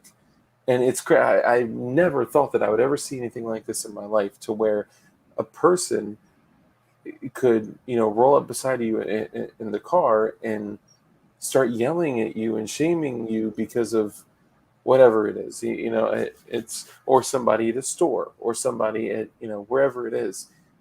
You could be yelled at, you could be shamed, and you could be for. And if some people don't have the wherewithal and the strength to stand up for what they believe in, then their own values can change. They could question their own values because it's being enforced by their foot soldiers, which is in lieu of their legislation that they can enact.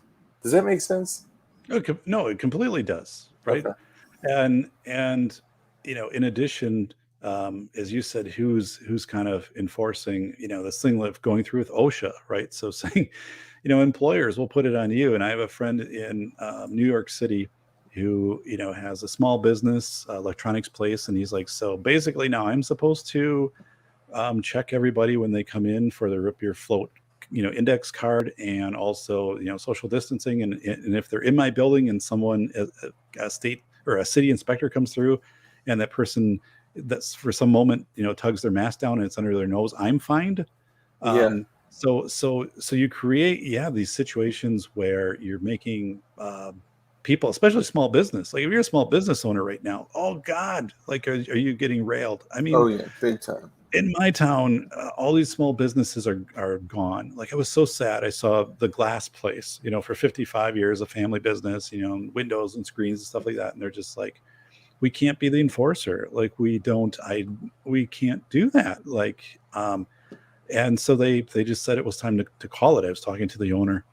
So right, you're seeing all of that happening, and then what was it, like a day or two ago, like Elmo, so PBS is using Elmo or Big Bird, to come on and say, Big Bird received the root beer float and Big Bird feels just fine. I'm like, what the hell? What?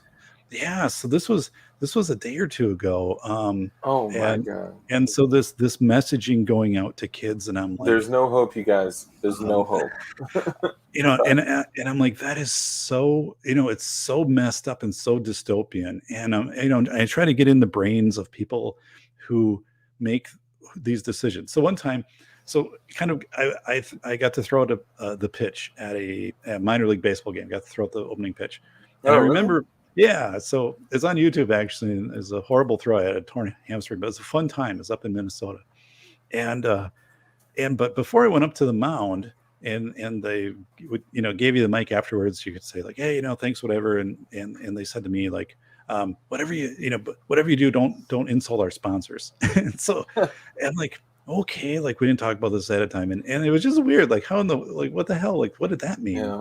Because like a window company or something like that. And so like I'm driving home, family stuff, and I'm like, like that must have happened somewhere, right? And then and it's kind of this thing of like, where did it happen?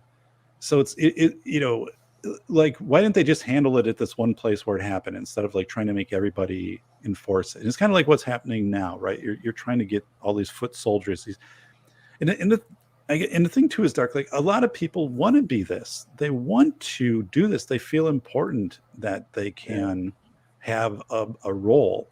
But it's really it's like, again, I'll say it, I mean, it's a Stasi type role, because these systems Yeah. exist. Like, we document them, and people want to be told, what to do. And these small employers are really left out to dry, because if they get caught in something that's non-compliance, I mean, are they going? Yeah. One of my superintendents said, my brother has a restaurant, a small family restaurant, a Friday Fish Fry. So like, if Mm-hmm. somebody goes to the bathroom and they don't have their mask, and health department walks in, or somebody takes a picture of them and submits it, we could be fined, or they could be fined and lose their business. Yep. So like, how do you interface with somebody and say, hey, like, you just went to the can. So like, from the can to your table, you have to put your mask on. Otherwise it's in Yeah. violation. I wrote about Carl Mankey in the Philosophy of Information. He was, uh, a barber, 77 years old, barber in Ossawa, Michigan. And they tried to shut him down. He's like, no, you're not shutting me down. So like the state fined him for like having a comb in his pocket. They fined him like $9,000 and stuff. And he stood up, and eventually, and the police would, state patrol, Michigan would, lock his place. But then, behind the scenes, they'd tell him, hey, like, we're with you. Like, this is garbage, like all this stuff. And we just have to do it. But finally, all the charges got dropped against him. But there's a guy who they tried to put under their thumb and grind into the dirt. And the more people, we see that happen to and we don't stand up for. And that's one of the things when I wrote about Carl, I reached out to him and said, I want people to know this story. I mean, you kind of had it out there and the media covered it, but this is garbage. Like, you just say, no, you're not going to do this to people. And Yeah. so right now, like I said, every day I'm being contacted, by these superintendents of saying, hey, like, did the message come out yet? Are we going to have our board meetings recorded? Like, do we have to tell parents? Are we going to put up signs of, say, the moment you walk on the property, you're going to be recorded? This is all evidence for the FBI. And it sounds like I'm being dramatic. I'm not. It's No, right in the memos and the letters. documented. Yeah. And so, and I'm like, at what, and then, my question is like, at what point do you say, no, I'm not, we're not going to do this? Or you and your school board say, pound sand. And I actually had it as a question. I called all of them and I had it as a question. I said, so do you go with it, or do you just say, state power, plenary, we believe in that. We believe in local control. And Well, you have the ability to do that, and that's in Dire Avenger. I don't know if that's a joke, but if everyone in chat could inform Dire Avenger of my status and my daughter's status, that'd be great. But you have a unique capability. Um, I think one of the most important things here, if let's look back at prohibition. So prohibition, look at the money, the time, the energy, the resources, and everything that was put into enforcing these BS laws for the prohibition of alcohol. And look at, as a result of it, look at the injuries, the murder, the bootlegging, all the crazy things that came along with it. And eventually they said, we can no longer enforce this because there is just so much of the public, not just non-compliance. well, you're right. There was and also the part of that was then the actual alcohol that was being made. Some of it was poisoning people because it wasn't properly being made. Exactly. Too. So that was like another part of it. Methane, blindness. Right. Yeah, and that's so. The funny thing is, like, not funny. The interesting thing is, like, for ATF regulations, rules, restrictions, for the mandates that we're looking at for any of these things. I personally, I always say, and I'm not giving advice, okay, let's make that very clear. And a good friend of mine says, if you take advice from me, you're stealing. If the best route is peaceful noncompliance. And if peaceful noncompliance doesn't work, then there are other alternatives. But you have a unique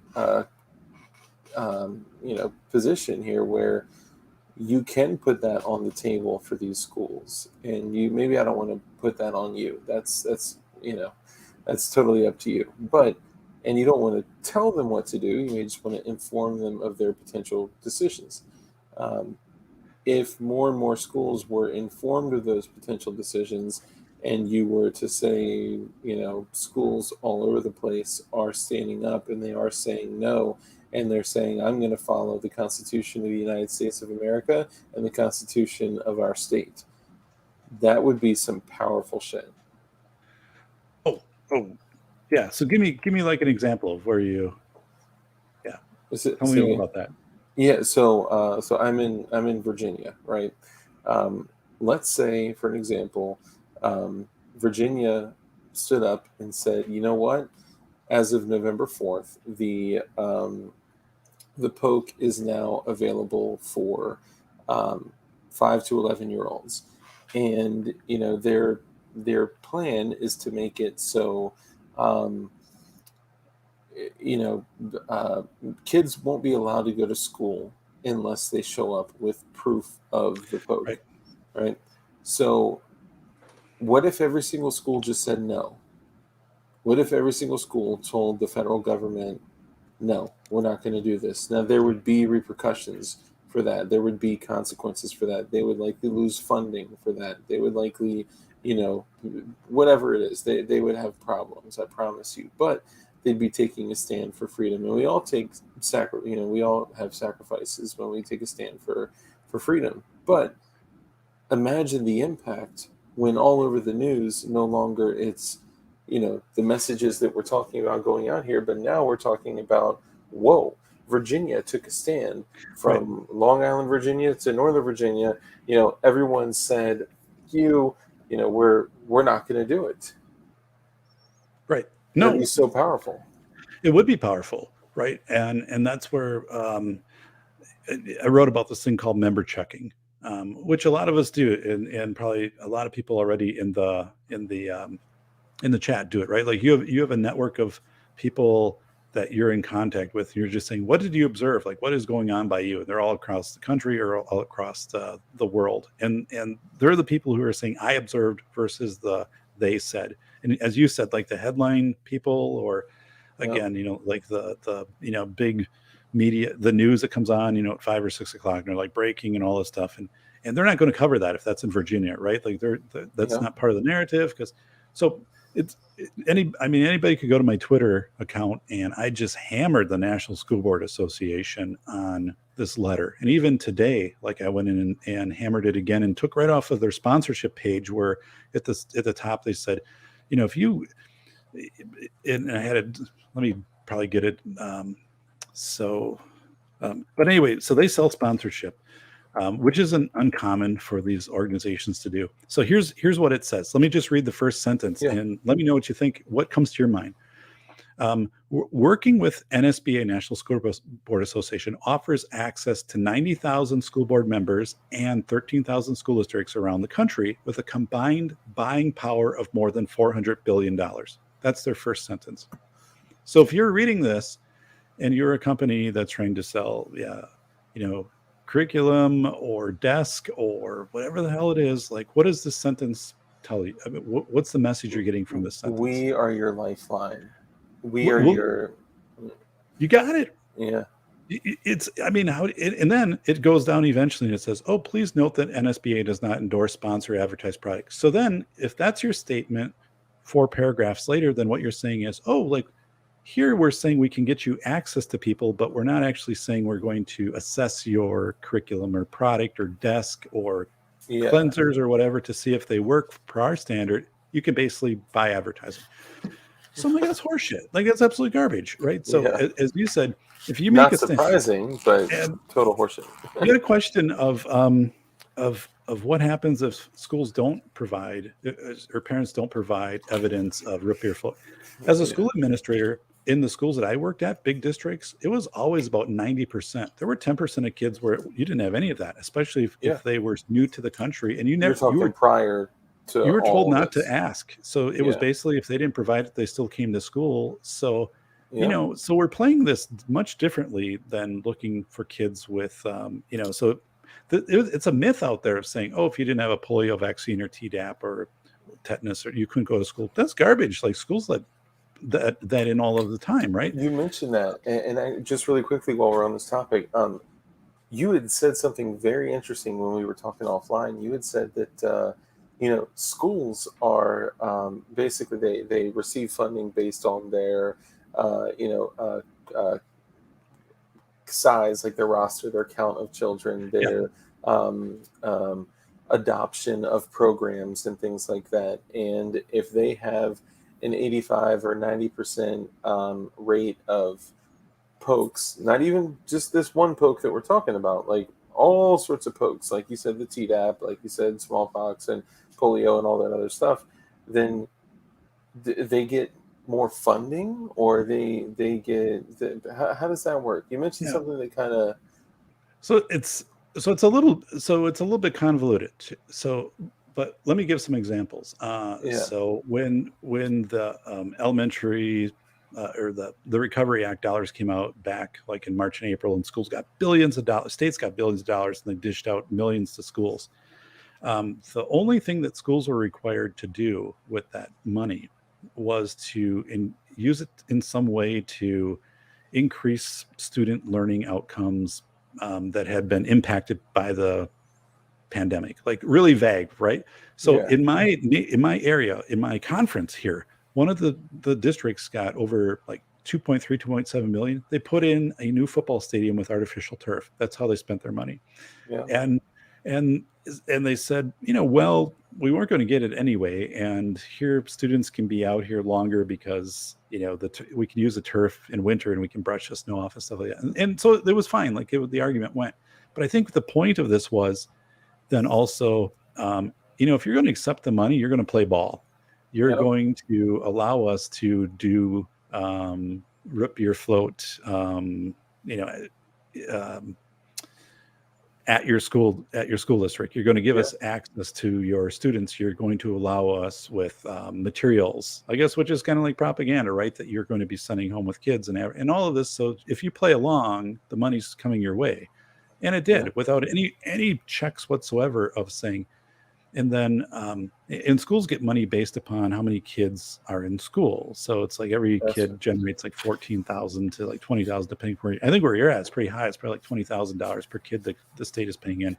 yeah probably So these districts are going to be like, yeah, like what do you want us to do? And if they challenge the narrative, and some of that money doesn't go there, and suddenly you're getting money pulled out, um, districts can't function.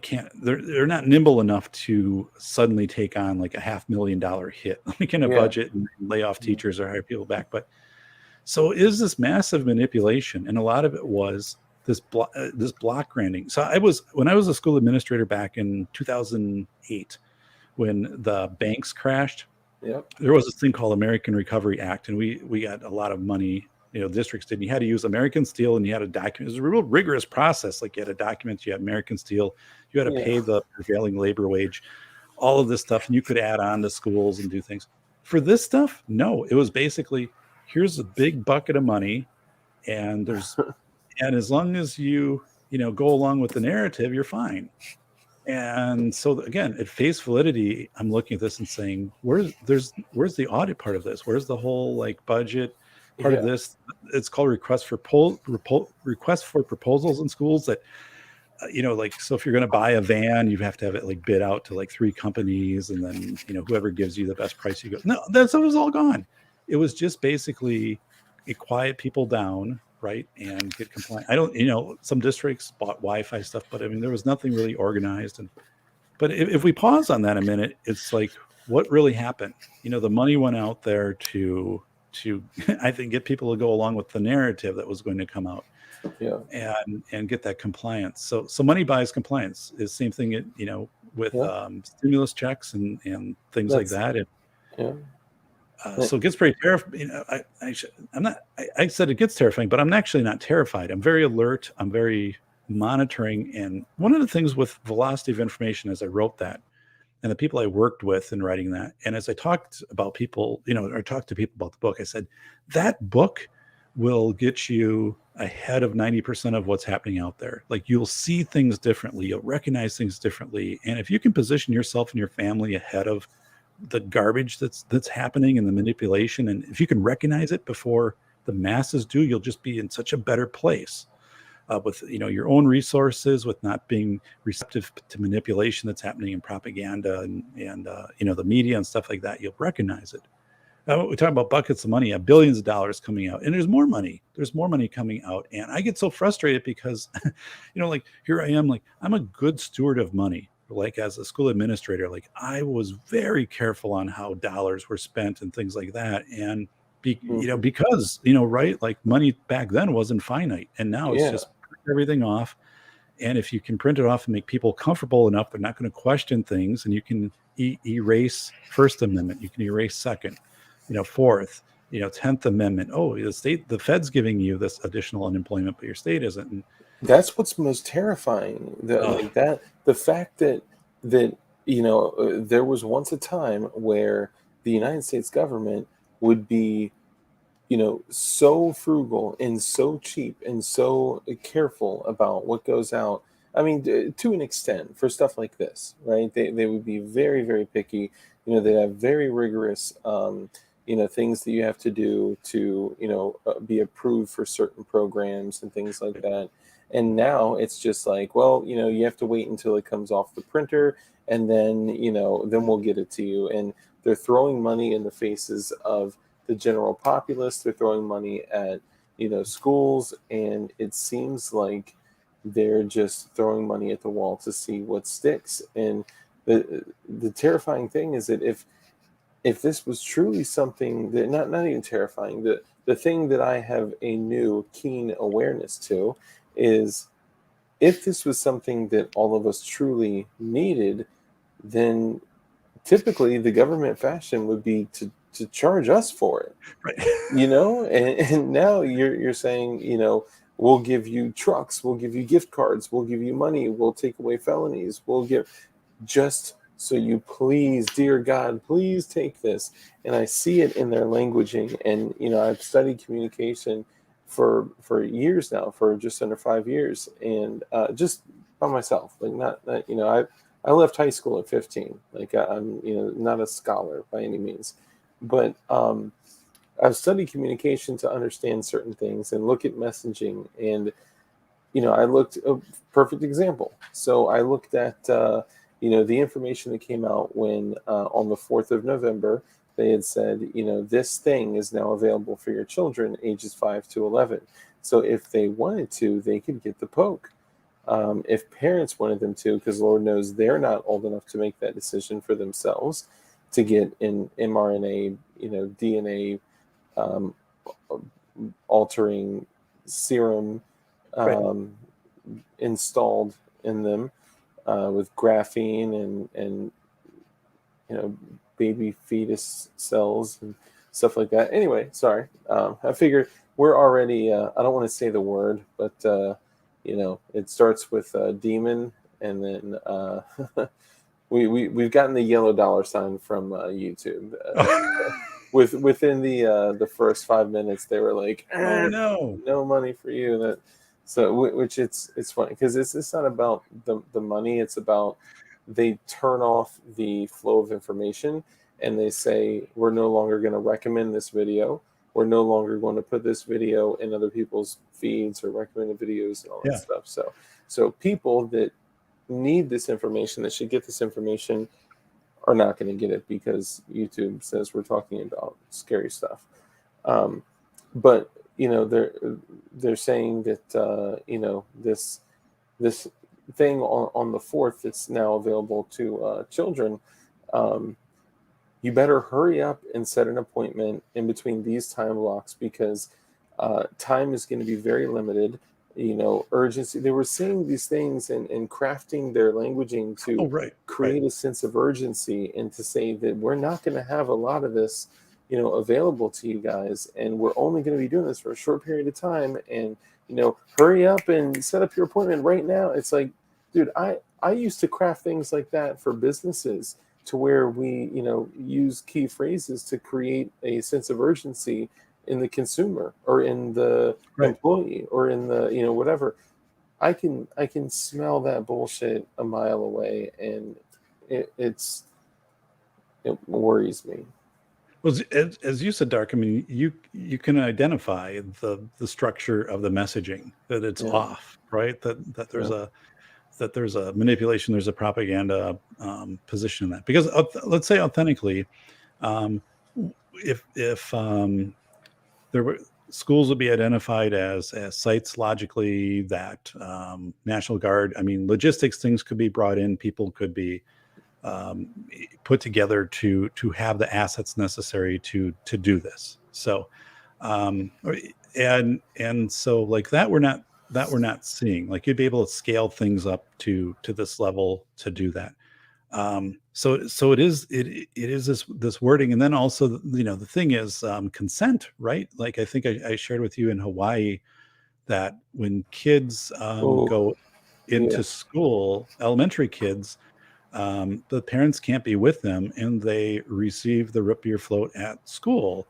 And so again, from a face validity standpoint, I'm like, why would you explicitly state that a parent cannot be with their child, which would seem like that would be an assuring situation? And then also, why would it have to happen in that setting? yeah, And then so but so it's really bizarre to see that, like, that doesn't resonate well. And um so again, you try to think back of, like, who came up with this, like, who approved this, um that they're going to make this announcement. That'll be the process in Hawaii, that you're going to be doing this, and kids will be separated from parents, and so all of those things to me are very disturbing, right? And yeah, what is it? If you're a kid, then what is the thing? So there's natural fear with that.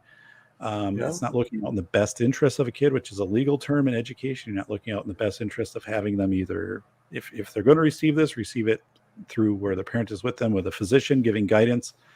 And yeah, you don't, also too, like, you don't know. I mean, what if there's a specific allergy a student has? I mean, yeah, let me share this as a school administrator. When I first started out, for kids with allergies, a peanut allergy, yeah. My milk daughter has allergy, a peanut allergy. it was pretty uncommon 20 years ago. They existed, but they Yeah, were pretty uncommon, and now they're very common, like, statistically. extremely common. Yeah, So one of the things is like, well, what changed? It's not really better identification, but and then all so so people have questions like, was it like is it because of root beer flow? Is it yeah, contributing to this? Is it because of genetically modified foods? Right? for Remember how sure. that was the big thing, like GMO type foods, and that was going Yeah, to then be these robust crops that would be drought resistant, insect resistant. And now, if you or I go to a grocery store and something says, "Oh, this is a GMO whatever potato, and this is a non-GMO," we're getting the non-GMO, we all even want though organic. Yeah, organic is probably whatever.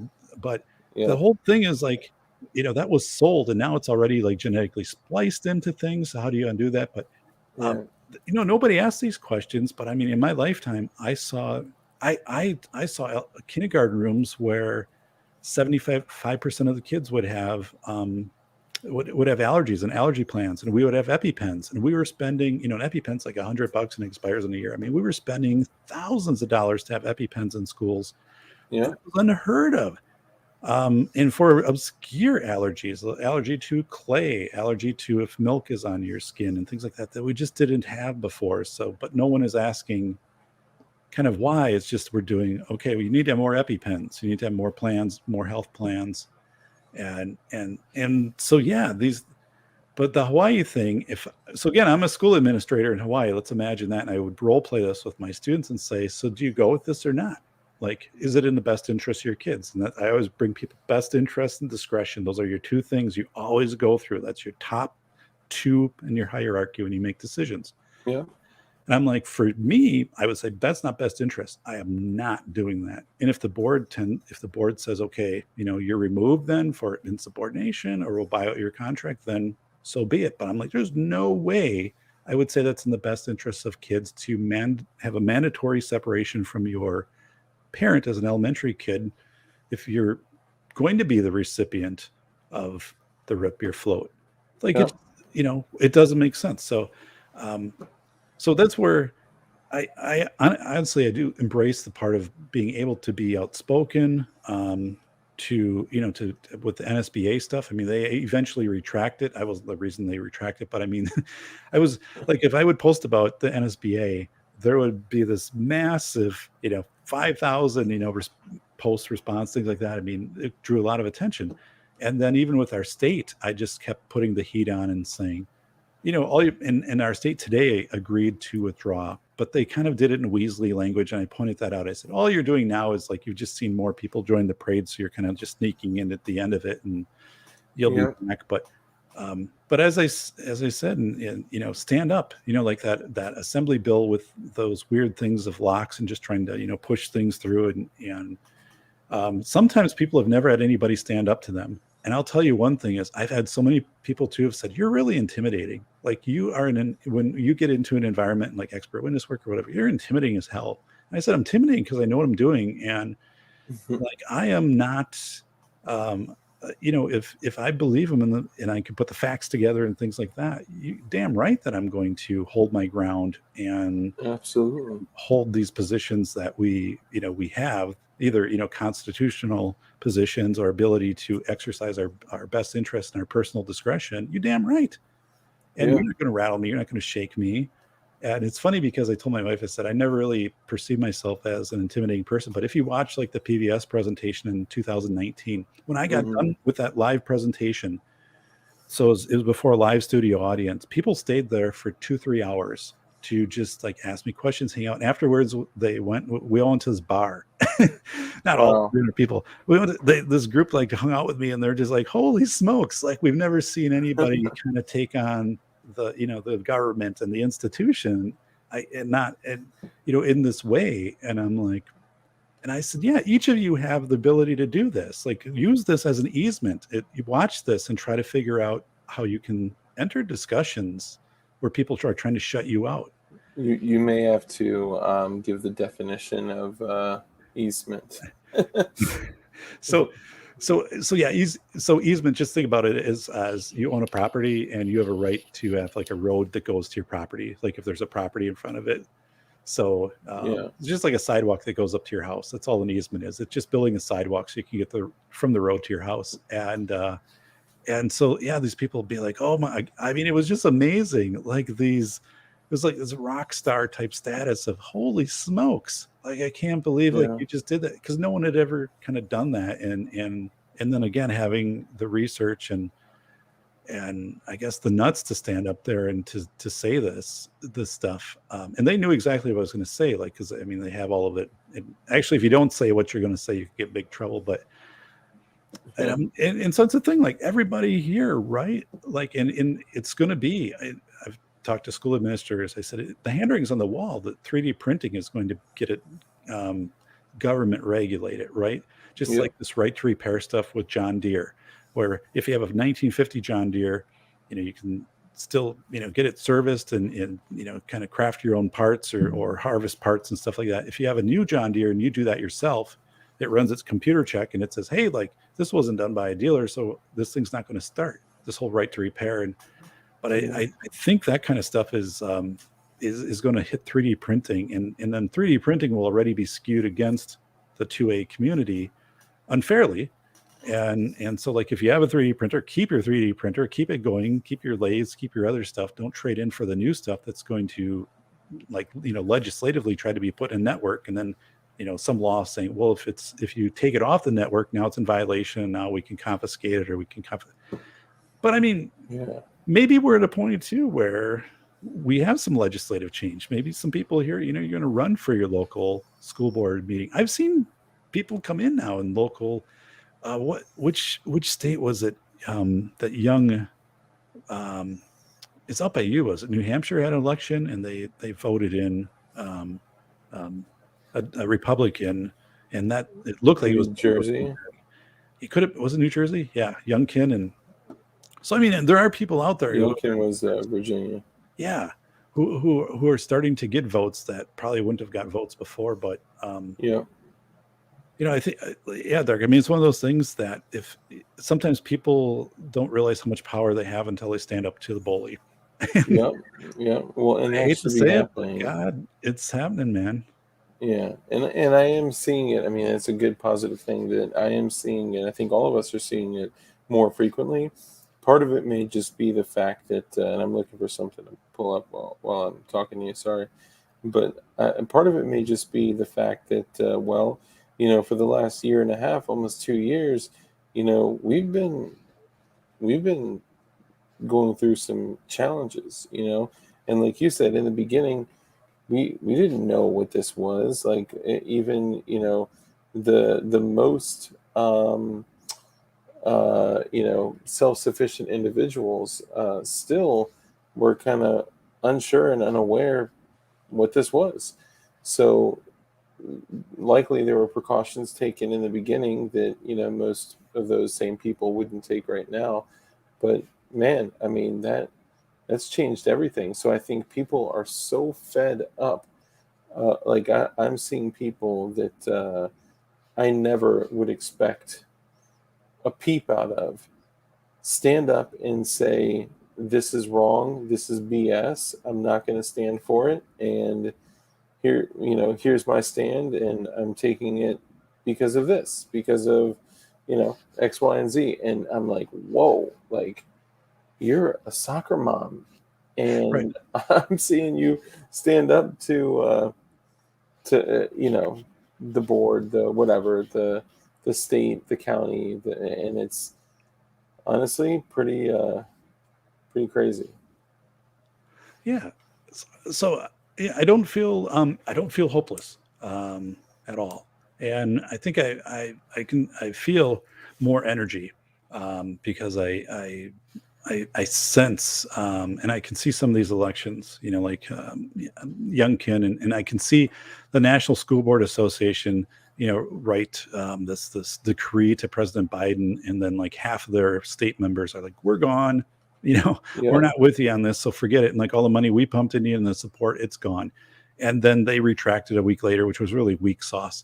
Um, but then I'm like, okay, so that was a good move. And now we have to get this memo from Merrick Garland to the FBI. Then on, like I said, October 4th, and by November 4th, there was supposed to be guidance coming out to schools. Like that needs to be retracted.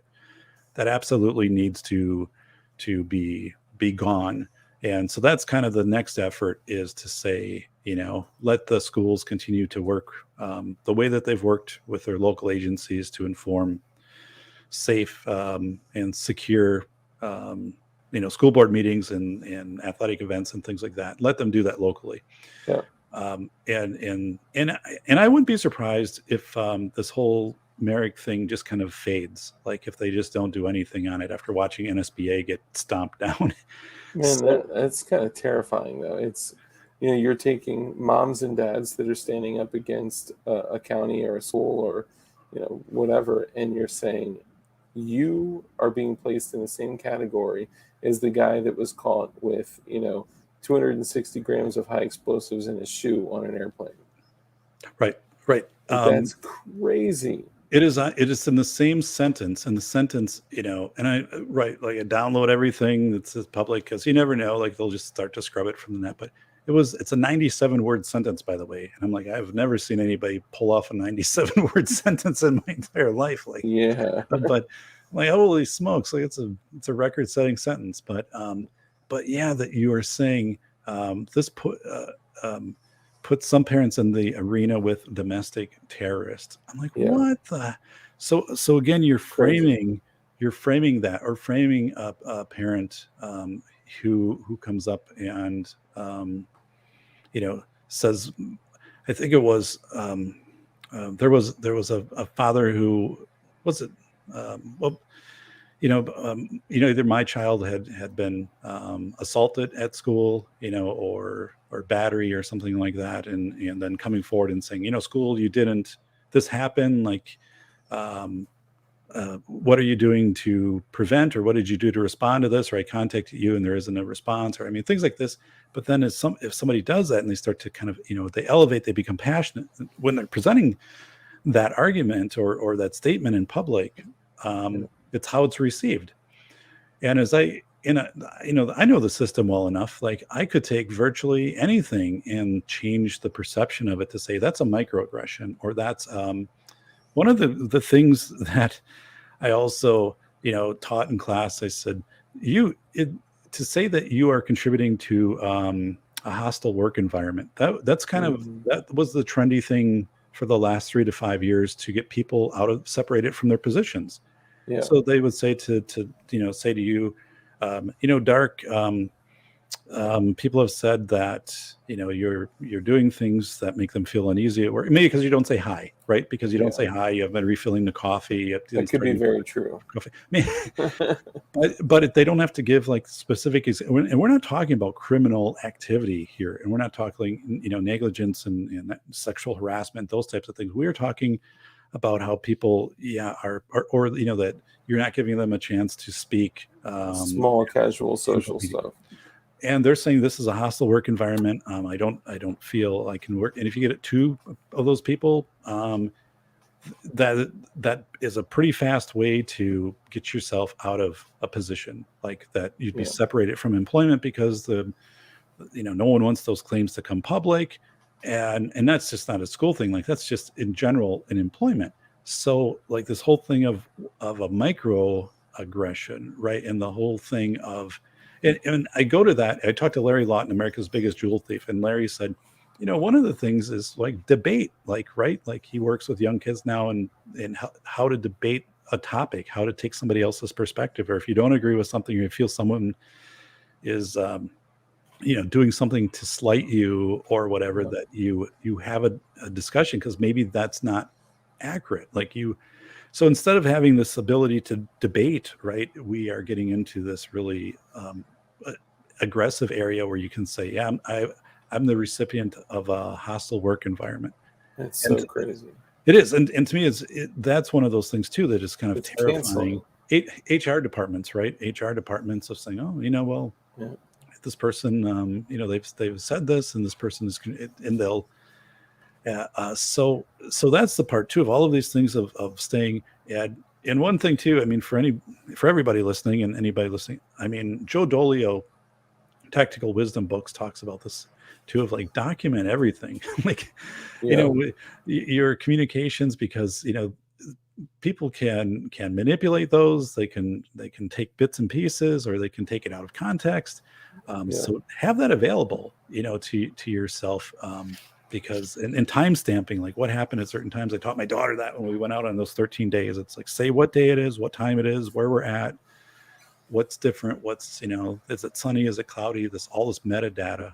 Yeah. But yeah, this is just to kind of comment on it, like going back to the school board meetings, like this is kind of also falling into that same category of social acceptability, right? Like, for someone to stand up, it's becoming more socially acceptable as time goes on and more people stand up, right? Because it's that same concept of the peaceful non-compliance.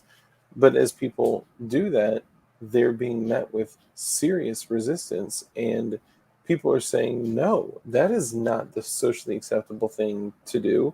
And since that wasn't working at the same degree it's been working this last year and a half plus, now they're starting to bring in the FBI. The right. FBI, like that is crazy to me. It's unbelievable. Well, yeah, it's crazy to me, right? And it's crazy to the school administrators, right? So they're saying, we don't want this, like, and we don't want people to feel that they're going to be agents in the audience. And again, like, so, right, Merrick Garland, the FBI, could counter and say, we never had an official statement that said that's what we're going to do. But yeah, right. But if you read the documents and you're saying also how to gather evidence, I know damn well how to gather evidence, right? I know this process. So your evidence is going to be, recordings and these other things. So, it's like this big jump. It's not this incremental thing. It's suddenly like we are going to involve, and it's not only the FBI, it's like involve parts of the Patriot Act, Homeland Security, and Homeland. I mean, all of these agencies get listed, and so it's from that standpoint, it's like, whoa. I mean, how did this become an issue where it brings in the Patriot Act, which is also mentioned, and but again, one of the things that when I was presenting, after I got done on PBS, so many people would email me and they would say, I feel exactly like I'm with you, but I can't say it, or like I'm going to say it. Like now I've been thinking about it and I'm going to take a couple of these points, but as soon as like the camera goes off, right, or people know your email address, they're like, I'm with you. And School of Errors is a big part of that too. Like all of the messages I get on this, the emails, the letters, people sending stuff, and they'll be like, I'm with you. Like Yeah. I've seen this happen. I've seen, where my kids can no longer bring a backpack, to school, or that um, we have to have bollards, those yellow bollards in front of our schools and our playgrounds and things like that. And we should be spending money on other things, right? Yeah. Versus those. It sends a weird message to our kids. Um, and so, yeah, people are like, thanks for writing that. And there was a doctor in a psychiatrist kind of out in East Coast in your area, and he left a review. I don't know him. But I did contact him afterwards. I found his information, and he read the book, and he said this is the first sane approach to to looking at how we are trying to manipulate people into thinking schools are convincing them schools are these absolute scary, terrifying places where people be harmed, and we have to put in all of these extensive measures, Yeah. from surveillance cameras to devices which detect gunshots, to bollards Uh-huh. and clear backpacks, and I mean you can just go That's such down. a. And he said, so he wrote this review, which was powerful. But yeah, so Let me um, ask you this: what are your thoughts on not necessarily teachers that are armed, but people at the schools that are armed and trained to, for the worst case scenario, meet force with force? so I don't get into that kind of. I don't get into it too much. Okay. I kind of leave it as a local And decision. we don't have to either. I was just And one of the curious. reasons, and one of the reasons on that too was that I didn't. When I wrote like School of Errors, I was very careful tonight to not write those types of things in it, and to go back into um, making people think about the bigger picture of how to of what safety is. And safety is the fact that 100 years ago, kids had a 3-mile roam range around their house, and they could cross creeks and play till it was dark and no one checked up on them. And now the roam range is from their bedroom to the couch, and they put their VR headset on, or the gaming, so we don't have these experiences. But Yeah. I mean, I've seen. I haven't studied that very closely. I think it's a local, district decision. I've seen districts that have been affected with that. I think Yeah. that is much different than when districts out, and it gets kind of blended. Districts then outsource to companies to do these high realism trainings where people are coming in and firing blanks and pounding on doors, Yeah. and they're doing these mock things, and those I think are way over the top, because we don't do those for fire drills, and we don't do this for tornadoes. So right, Yeah. so Yeah. you're already I'm talking about on PBS. I said, so right, yeah, we've had like 17 kids or something. I had the stat, like who have perished in tornadoes or weather events in schools in the last 10 years. Mm. So why do we have to make it that, right, it is this one event that we have to, because it's more likely you're going to have a weather related event or a blackout or something For sure. like that, a power, and so why don't you run an exercise for that, and where you would stage people, or where you might stage a generator, or how you do, I mean, all of these, and people just immediately, like, they want to go to that. So Yeah. I guess to get to it, I haven't, that's not my area of research. Other people get into the arming staff and SROs, and I really don't go there. I try to stay Yeah. more on the policy side. Yeah. So That's fine too. Obviously, once you be comfortable with the subjects we discuss as well. Um, Jetson, thank you for the super chat, brother. Feel free to put a message in there too. If you want to say something, want to be heard, for sure. Um, this this is a very interesting conversation because it's something that I kind of, I guess, had the realization was that I've been doing what most people call prepping for a long time now, 10 years or so. And for me, that's a third of my life. And as I'm going through and preparing and stocking food and water and building firearms and trying to develop a renewable source for things like water and food, to where I don't have to depend on anyone but myself and my family. Um, I keep finding myself asking the question, like, will we have to fight, and will we have to fight for what's right or what we believe in? And it finally hit me that with all of the military age males that are armed, would resist if it were to ever come to that, and like God, I pray that it doesn't. um, it finally hit me that, and I've shared this before, that they don't want us, they don't want the conflict with us, they want our kids, they want our grandkids, they want those that are on benzodiazepines, that are on psychotropic drugs, that are on the government tit, that are way more likely to comply, that are way more likely to be, so, just wrapped up in consumerism and convenience that they don't even feel the encroachments. Right. And that's a pretty terrifying thing. And I don't know, where the poke kind of comes in on this. I don't know where the, I don't know. I know nothing. I'm just a guy that yells at a computer 3 nights a week. But it is scary to feel like, because I don't know, it is scary to feel like they want my daughter, they want my daughter's children, and it's a scary thing.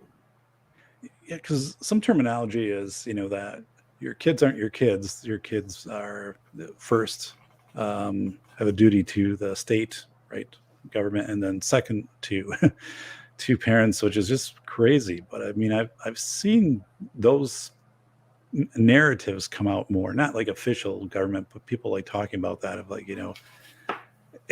what you're talking about too, Dark, is there's this term called color revolution. I put it over in the chat, but it's where the Soviets, for example, and I interviewed Nikolai Razavayu in my book. I have several pages. So Nikolai was 20 years old. He was he was a national cyclist in Russia at the time of Chernobyl. So he had a bike in Kiev, and so I interviewed him, and he's talking about, like, you come in and there's all these lead covered buses, and Right. they're evacuating people, but they're not telling you what's going on, and they're scrubbing down the streets, and he has to race, but he knows, like, there's something bad happening here, probably radiation. But the color revolution was just telling, it wasn't his parents, had a much different understanding of history than what he did. He was always hearing the state media about, the Soviet Union was, was so strong, so powerful, everything was under control, don't question, and Yeah. just do what you're told, right? Yeah. And everything will be fine if you do that. And then, eventually, the Soviet, Glasnost, the Soviet Union, fell in the late 80s, and people started to realize, oh, we're just being manipulated on that. But I asked the question too. I'm like, if there was a point of a balkanization in the U.S. or something like that, like, is if my neighbor was in the National Guard or something, would my neighbor pick up arms against me or something like that? And Yeah.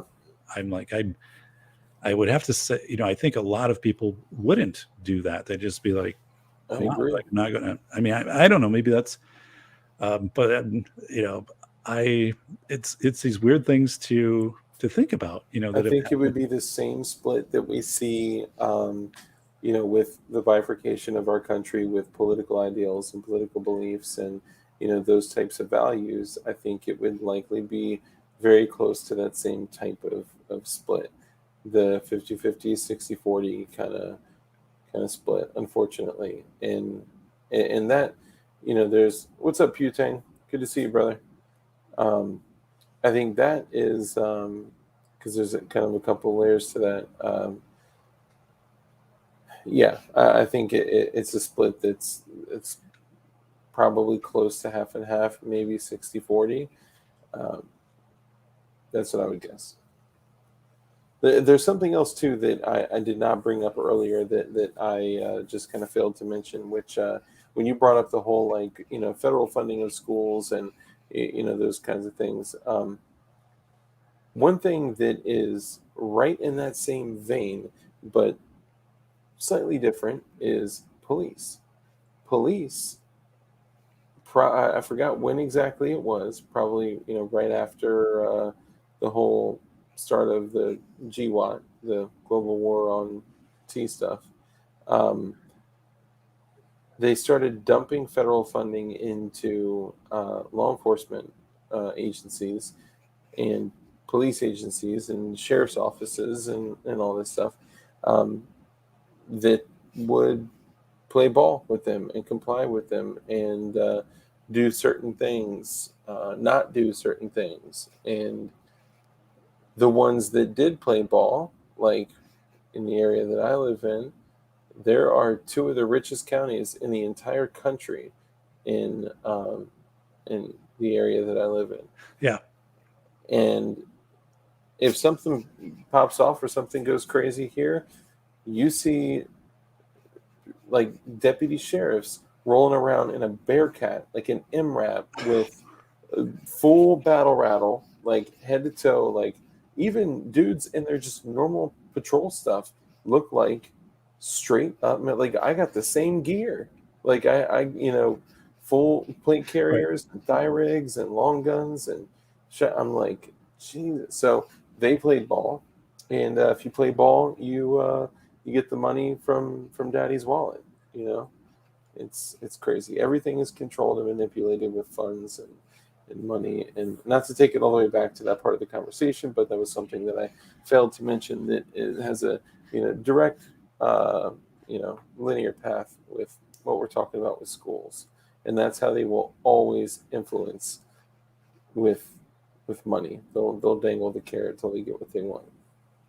Yeah, yeah, and simply, say, I'll pull this money, out, so you won't have this funding coming in. Yep. There's so many ways Yeah, if you don't to, follow the mandate for the poke, then say bye bye to your federal money. self-assessments, other things going on. It's Yeah, it's such a, when I built my classes for this fall, I was talking to my wife and I said, I honestly, I know what I'm doing, right? Because I've done this for 18 years. But I yeah, said, I don't know how to instruct something when the rule of law has changed and the enforcement and the mm, incentives and the system, and it's not. And so how do I do this when somebody can raise their hand and say, but that's really not how it goes down in my district, right? Like that's, yeah, I know what you're yeah, saying and I know this is the law, but like here's the real deal. And I'm like, okay, I understand the real deal. I'm not naive, right? yeah, Um but at the same time, they want you to be real with them. And I at least I can be this historical figure, right? I can tell you how it was a whole 5 years ago before you got into this, and even what it looked like 20 years ago. But like what you're seeing right now and what you're experiencing, and part of it, and people have these deep ethical questions. They're like, should I exercise my best interest and stand up for something that I believe to be accurate according to school law and constitution, or should I not do that because it'll cost me my job?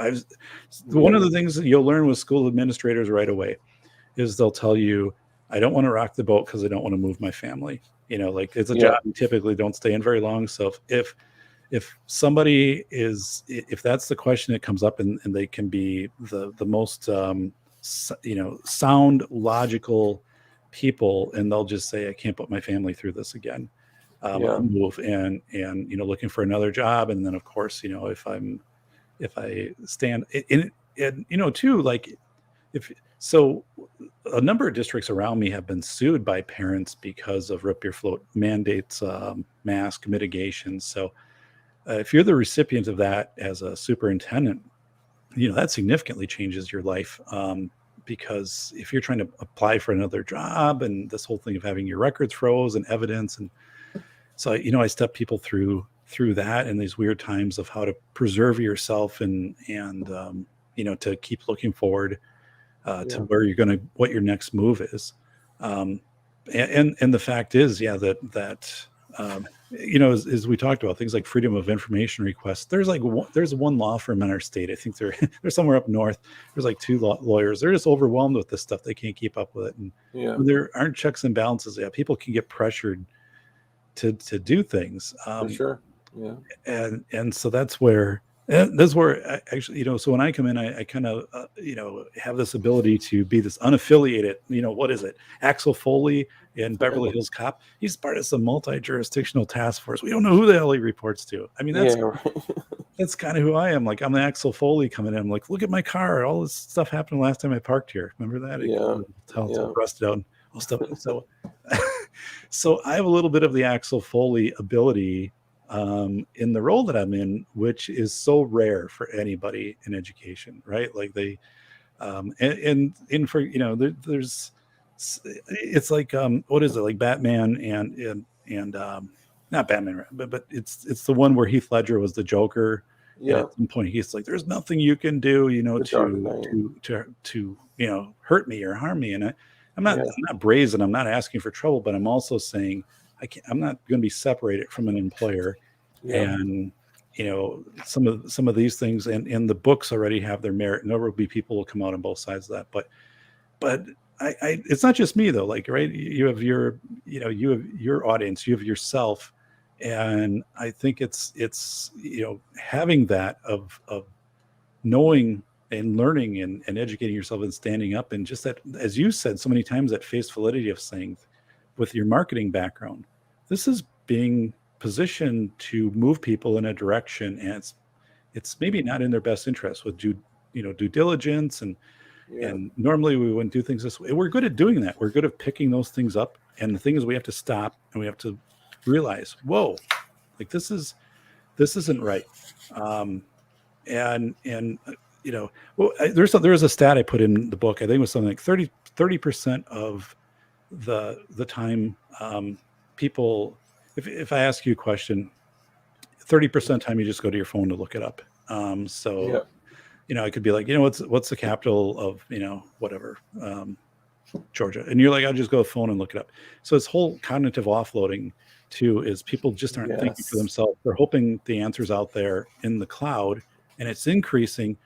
And I wrote about how dangerous this is too, because like in Belarus in Myanmar last year, the government shut down the internet. So if you're trying to get stuff that you'd stored out on the web, or let's say like you had even some of your maps, like your yeah, maps, I'll do all my maps digital of my county and my area here, and you upload them to the web, and then you're like, oh F, like I can't get them. yeah. Or let's say all those guys that, and I hear it all the time, where people that are in the preparedness kind of world, they say, well, I need to get comms, so I'll get a bunch of Baofeng radios, charge them, and I'll throw them in my pack, but I'll never program them. I'll never practice with them. I'll never, have any true experience with them. And those aren't going to do you any good, in the end. I'd say it like that. But I mean, like, in the end, they won't do much for you if Right. you don't program them, know how to use them, practice with them, train with them. It's just like anything else, Yeah. There's as you're talking about, so I was a firefighter. I trained as firefighters, years ago, a young man, right? Like, so, Really. but yeah, I mean, so you've done it all. and actually in School of Airs, I wrote about where I was fighting a fire in dress clothes and I burned my shoes off. It was me and one other 18-year-old, like his first month Wow. on the job, the brush truck, and it's a great story to lead off the book. It's the very first start. It's probably like 4 pages, but I wrote in Philosophy of Information. I said, imagine this. Imagine that you have this awesome fire truck, $1 million fire engine, every feature on it, but it's in the firehouse. But the thing is, you never train with it. You're never practicing taking it out, to a fire, hooking up to a hydrant, charging the pumps, ladders. You never train with it. You just believe that when the call comes in, you'll know how to interact with it, for one. And the second part is that it will also match everything out in the environment. It'll still drive over the roads, like the roads haven't been changed, the hydrants haven't been resized. That now, like electric cars, like how do you put out the fire in an electric car, like, that it hasn't been modified with a foaming system. So I mean, you hope that you'll be able to use these things. I also wrote about, like, you're out there and you got your Swiss Army, your multi-tool knife, and Yeah. something happens on a trail. Like, could you cut something and make like a splint for somebody when you've never opened this thing up ever, right? You just feel like a survivalist because you've got this and you've got boots. Yeah. And if you're not regularly interacting with your tools, you're screwed, right? Yeah. Because as you said, it's a stress environment. And so Robert Travis, the crab boat guy, talked about, I interviewed. He has a company now called Rooftop Life Raft. Works with these companies and homes all around the world, especially like in Indonesia, places that flood out. And he's like, the thing is, like, people, right? You never you he made this system where all you do is you pull the lever down and then the raft like goes down into the water, and then you go down the Jacob's ladder and get in it, and everything's there. It starts pinging, to a satellite, and your food's there and all stuff, so you don't have to. But he's like, people, but they have to practice. They have to go out and then, and they have to know how to use this. And Yeah. but And but try this the thing, food. Try right? try the food. Try not showering. Try like get a feel for that stuff. And actually, Putain Clan said, go seek out a Stop the Bleed class, right? Like, at least for God's sake, watch a Stop the Bleed video. But your local fire, EMS, like EMTs, like, they do classes on like Stop the Bleed, on more advanced things as well. So actually do those things that we're discussing on a pretty typical basis, that you may need to hone those skills. Sorry, I didn't mean to cut you off. No, you're right. You're right on. Yeah. To hone those skills. Yeah, those classes are out there, and you can, get, your kits assembled. I mean, just like, how many people have a first aid kit, Yeah. or even know what's in it, or how to, splint something, or if they came upon an accident, right? You come over the hill and there's a car. Okay, you got it. There's Yeah. a car overturned. Do you know how to apply a tourniquet? Would you even have a tourniquet? Could you manipulate something into a Yep. tourniquet? How would you Yes. one of the things, I'll never forget this in firefighter training.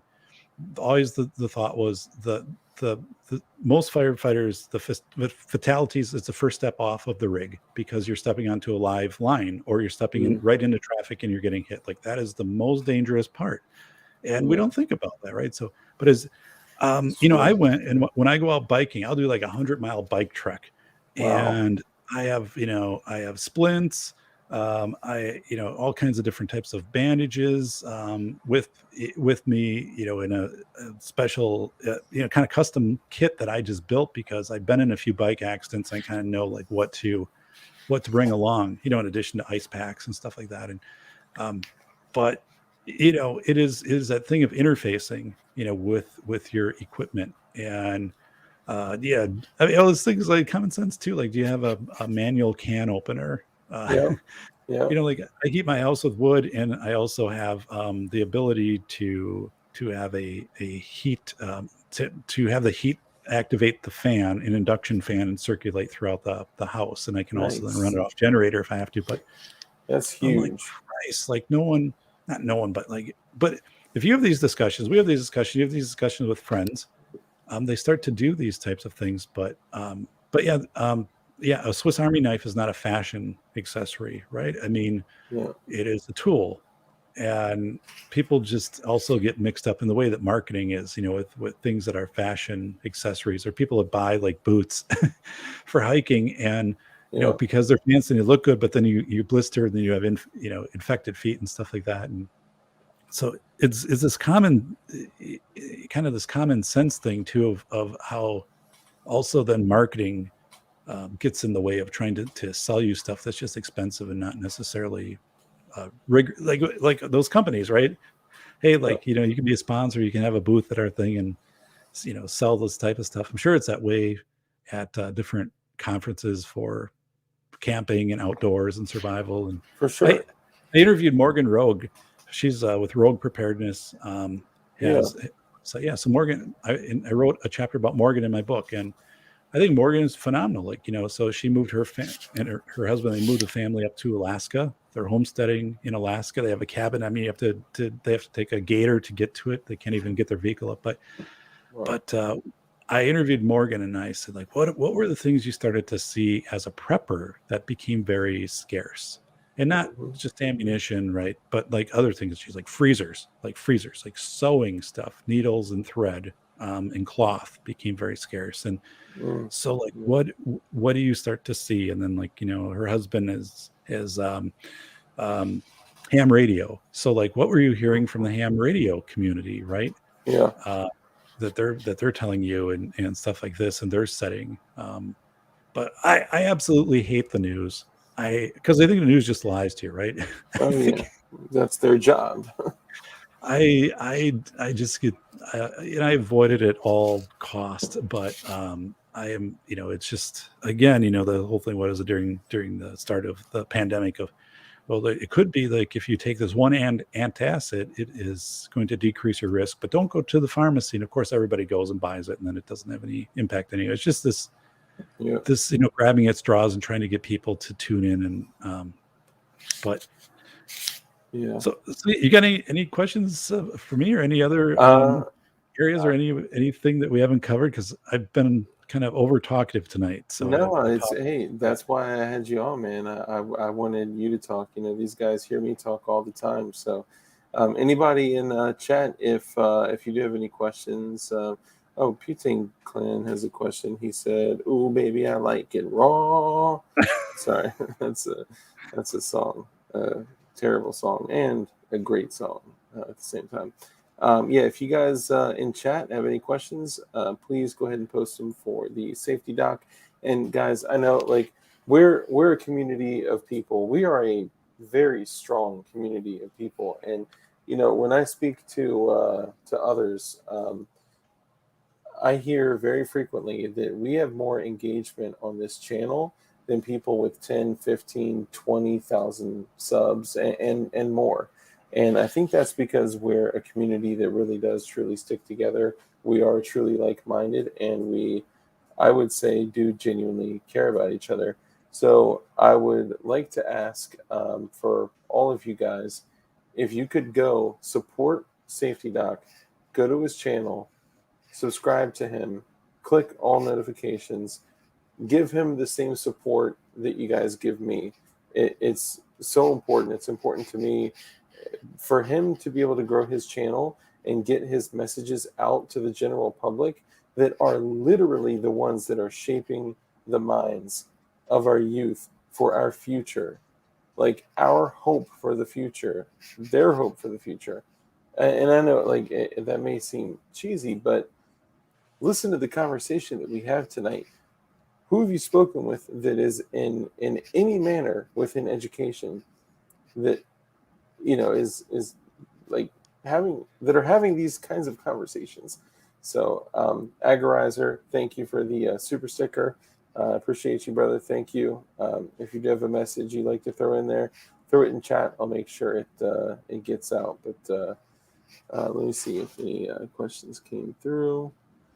Um, okay, so Walter P380 sub to you. That's awesome. Oh, Putane Clan, That's thank cool. you. Thank you. Yeah, Butane Clan. That's really cool. Safety Dog Podcast, thanks. Dark for bringing him to us. Hell yeah, absolutely. I like this Safety Doc guy. He should write a book someday. Yeah, he already finished the second one. Actually, Bacon had a lot to do with bringing Safety Doc on, and he's not the only one. CRS had introduced us, and then Bacon introduced us, and that was just me slacking. And even there were some people that I was supposed to call back, contact back, like the end is near, beware. I'm sorry to leave you hanging. A American, I apologize to leave you hanging. I promise I will get back with you guys. Things have just been crazy in the life of Dark. So I appreciate you guys being so gracious with your time. Alex Pisoso says, the Safety Doc Podcast, tell us about your book. For the people that may have not been here the entire time, do you want to give a quick little elevator pitch for each book? Sure, sure. Um, so first book is School of Errors, Rethinking School Safety in America. It's a hard copy and it comes out it's also ebook. So this is $30. It was $30 a day. It was released $30 now. So publisher sets a price. I have nothing, like my mom's like, can you drop the price on them? Like, I have no control over that. So this book is the most honest book written about the $3 billion school safety industry. So this is how schools make safety decisions, and how people basically pose as vendors and come in and say, hey, like, buy all of this stuff, and how schools are very unilaterally over preparing for a single threat, which would be a weapon threat, and at the same Yeah. time then losing focus of threats of weather and blackouts, and you can just go down the line of other areas which would be of concern. Structural maintenance of buildings and building collapse, or carbon I mean, all these things, right? So this book, I interviewed Katie Pachon of Cajun Navy Relief, and she was in her early 20s, and she was doing dispatch for Hurricane Harvey. And so she's talking about like how it was this battle against FEMA, because FEMA wanted to keep the rescuers out, the Cajun Navy, like, keep your boats out of here. But they had one boat for a whole town, and she's like, we can do this. So through like a Zello app, she's sending people out to rescue people, all this organic stuff, right, which people are capable of. I wrote about some really crazy, I wrote about 9/11. So working with the city of New York on why the rescue of 500,000 people in 9 hours works so well. And it's because, in the moment, you have to be able to make decisions. You have to use discretion. So one of the things in school safety is they try to do these flip charts of like 100 things, if it's a bomb threat, if it's, if it's an intruder, if it's storm, and you just go down, and it's like, that doesn't work because, like, as you said, right on, Dark, you have to interact with these things on a regular basis, and you don't want people to go to a flip chart. I want people to think. I want people to figure out what's happening in the moment around them, and then it's called simulated annealing. Imagine, like, you're going to take a flight. I'm taking a flight out to, like, let's say New York, and the flight, I get to Chicago, it gets canceled. So then I gotta figure out, okay, what are my options? So I can take another flight, but maybe I have to go like to Atlanta. From Atlanta, I have to take a bus like up to New Jersey. From New Jersey, I can get an Uber. And I mean, so this whole thing of like, we try to teach kids there's one way to safety, and that's garbage. They have to be, and also this thing, there was a big push to get kids to do virtual field trips. So, hey, don't go to Washington, D.C. It's too dangerous. Yeah. So there was a school district in outside of Cleveland that I wrote about, and they shut off their 8th grade field trip because they said, oh, it's too dangerous to go to take kids to D.C. So, and I said, that's garbage. Like, your world isn't too dangerous to interact with, especially when you're an 8th grader. So anyway, this book eventually became a PBS special, and it's the only book you'll ever read that'll tell you honestly, and it's well researched. It has an index. It's through a publisher. It's in hundreds of libraries all across the world. It's in Squamish, British Columbia. It's in Nigeria. Wow. It's in Dallas and Denver. I mean, it's all over the world, and every day it gets at it. So that's that. And then The Velocity of Information is my new book. I don't have a cover. I don't have a draft of that. That is, it's all done. The publisher is now formatting it and getting it ready. April 15th, tax day, it comes out. About 250 pages. And that one is Human Thinking During Chaotic Times. So I interviewed 10 people who had very, different parts of chaos. He interfaced with Larry Lawton, America's biggest jewel thief. Like, how'd you find out about 9/11? And then how do you keep your attention focused on all this chaos going around? You're always looking at people's feet, Dave, where their feet are pointed because something's going down. Then there's a great history part of that. I talk about, like, in World War I, for like morale, what do you do for morale to keep people going when chaos goes on for months? Because as I shared in the story with my daughter, when she's saying the playground is being ripped up, and they had these 10-foot statues in Austria in World War I. They're made of wood, and then you would go down and you'd pay like a penny and get a nail, and you pound it in. They're called these nailman statues. There's still some of them around. So you would turn it from wood to steel. This would be this morale building thing. They're really awesome, but a lot of them got wiped.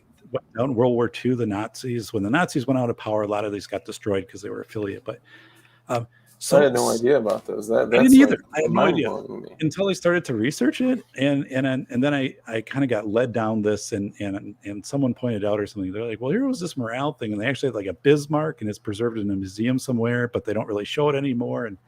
And so I'm like, Wow. holy smokes! So I wrote about it. So one of these things is you're going to have all these fascinating stories, and I dissected the Gatlinburg fires in Pigeon Forge back in 2000, I think 17. People knew that the fires were burning on top of the mountain. They could see it for days, and they're just like, "Oh, it'll burn out." Like, and even though they live Yeah. there, and then humidity drops, and like 14 people are killed. And then one of the things they interview people afterwards, and they're just like, "We thought somebody from the government would tell us to evacuate if it was Yeah. bad." Yeah, they would say there were embers floating across our yard, or you would come out and our car would be covered with ash. But we're like, the government will tell us if it's bad, and then we have to get out. So Uh, it's this fascinating, and then this whole thing of essential versus non-essential, right? Like, who would have thought a year ago or two? I mean, who would have thought 2 years ago that you and I and everybody here could be just simply one day we wake up and the government says you're essential, you're non-essential, you're not. Yeah. and I'll what tell that you, means. when March hit in 2020, I lost my job, and well, I Sorry mean, to hear that. Yeah, I appreciate that. It was rough, and it was a solid 6 months, maybe a hair longer, where I mean, we didn't have any income coming in. Went through all of our savings, lost basically everything from a financial standpoint.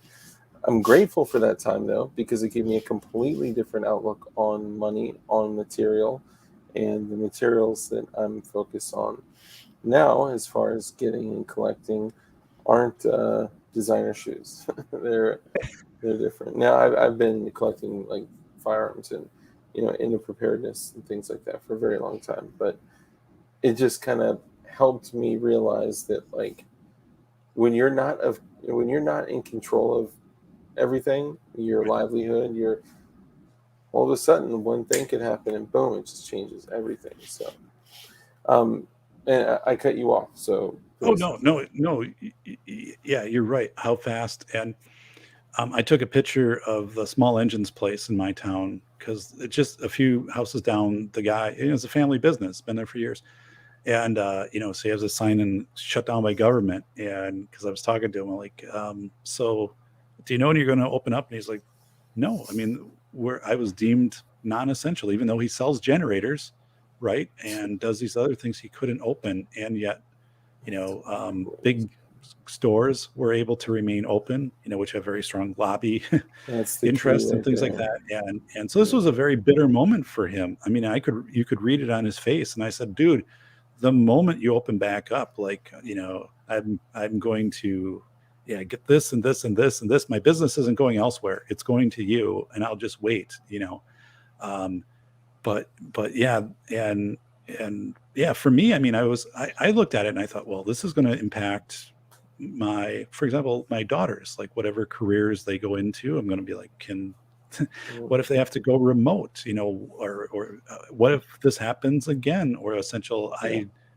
I'm going to start looking and trying to position them to have the most flexibility if this happens. And I'm Yeah. just, I'm still like in awe that actually that happened. We woke up and I think this Yeah. hasn't, I don't think people understand the gravity of this, that this has scarred all of us forever. Like, Yeah. we'll feel this till the day we die, and it'll impact how we make decisions.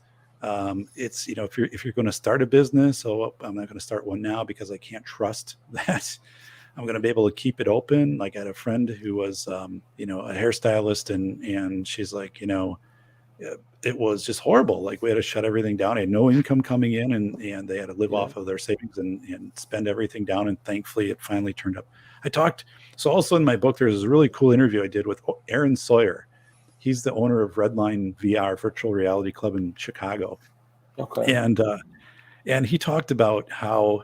So I have a friend who's you know him, Chad Elkins. So Chad Elkins is his CPA, and Chad's like, hey, like I just did this guy's taxes or whatever, and he's telling me like he got shut down as virtual reality, and now like he's starting up as a business so people can come in and rent office space, and it'd be pretty cool like for your book. Chad knew what I was doing, and so if you want, like I'll contact him, and if he's interested, I'll have him contact you. But so anyway, this guy like got shut down by the city, and then he rebadged because people were knocking at his door and they're saying like, can you open up as a business, because they weren't used to working from their apartments and stuff in Chicago. It's getting hot, so he rebranded. Wow. But anyway, it's all these stories. So if you get it, I think it will help you validate that what you're seeing out there is really weird. Like you're seeing things positioned strangely, and you're going to be in front of the masses and better off than I say 90% of the people. And I think Marty had a question for me in here, and he said, do you try to educate your family and those around you? And I do. And there's also this kind of compassion part in the book too, of like, I had a close family member who called me up and who was like screaming when they did the safer at home orders, and said you can't get out of the state, like there's barricades at the state line, and someone just told me this. So and cool. And I said, dude, that's not happening. Like that's not, but was so terrified. And then eventually coming around to that person and just saying, hey, like I understand it's a high stress situation, we're getting incomplete information, don't feel embarrassed, or if you have parents and stuff like that, like elderly people, or my parents, like they don't know what's going on, they're shutting down the McDonald's like in my town, and my mom's like, oh my God, like I don't know, I go there for coffee, and it's like it's okay to be afraid. Usually McDonald's, Walmart, Amazon, usually they don't touch those. I'm surprised to hear that. So they're very well written books. They're through a publisher, so you're going to get a well put together book, and you're not going to run across spelling errors or real kind of wonky stuff, and it's a good read. Like I'm a storyteller, so one of the things is like I'm telling the story to you. All of this is to you. It's not like a scholarly research book. I'm telling this directly to you. It's to the reader, and I think you're going to love it. And no one's doing this stuff. Like that's one thing my publisher is like, there's nothing out there like this. And that's a strength in both of the books. And I'll tell you, I mean, one of the things too is there's this hidden push to try to shame people who are preppers and survivalists, and I think that's garbage completely. Yep. It's the doomsday prepper. And Morgan has a chapter in my book. Morgan actually has a endorsement on the back of the book, and I was very adamant, and I said, this is a very intelligent, informed community. Yeah. And these are people, 50 years ago, we would have just thought this was my grandpa or something. You would go down and fish every day and smoke fish and, hunt, and we'd be eating rabbit and stuff like that. But, building his own garage and repairing his car. But I said, the book is also a strong support for people who are informed, who get marginalized by government. So just for what it's worth, you can go into Amazon and you can read, I think they've got like 30 pages of School of Bears, and I'd have a press release for Philosophy of Information that's on Safety PhD, but they're well worth it, man. I can tell you, you're not going to be let down. You're not going to be let down with it, because again, I'm not writing this. There wasn't a corporation paying me a special interest. There's completely removed from that, and I don't pull punches, with it. So it has this style too, where it's edgy. Yeah. And being able to speak with you offline and going through tonight, like being able to learn that much more about you was really cool. And I dare I say you're kind of like one of us, Well, I hope so. I mean, and what I mean is I love your community, right? And I follow in the chat, and I learned so much. And I had a kind of laugh the other night when you had I forget who was on with the scopes and the amber and swamp fox. The LED, and my scope is so ancient and just so, it was never good when I originally bought it, and then you try to recalibrate something which originally is poor quality. And so I'm just like, oh my God, like I had no idea. So Yeah. I'm going to check that out because I was just in awe. Optics I'm have like, come a very long way, even in the past 5 years. yeah.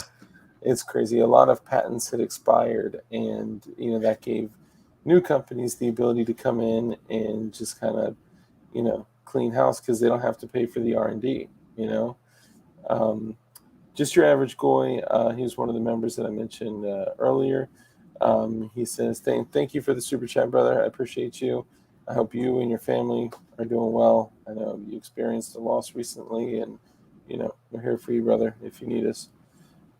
He asks, can you ask him his opinion on why our forefathers warned us constantly about trading safety for freedom, but schools no longer teach that lesson? Um, in a nutshell, well, first of all, you're right on, right? Just so that the what I think it's 1979 is a hallmark year because the U.S. Department of Ed federal level was founded in 1979, and then you start to have all these federal initiatives, and before that it was states, and so when I was growing up, we still had instruction about freedom and safety and constitution and debate. Yeah. We had debate teams in the schools, so you'd be given a topic, and it would be on TV like Saturday nights at 6 o'clock. And now, Really? yeah, yeah. So I mean, believe it or not, like so you'd have a debate team, and so for or against, whether it be solar or for what I don't know what even had solar back then, but you take these positions, right? And you'd have to Hmm.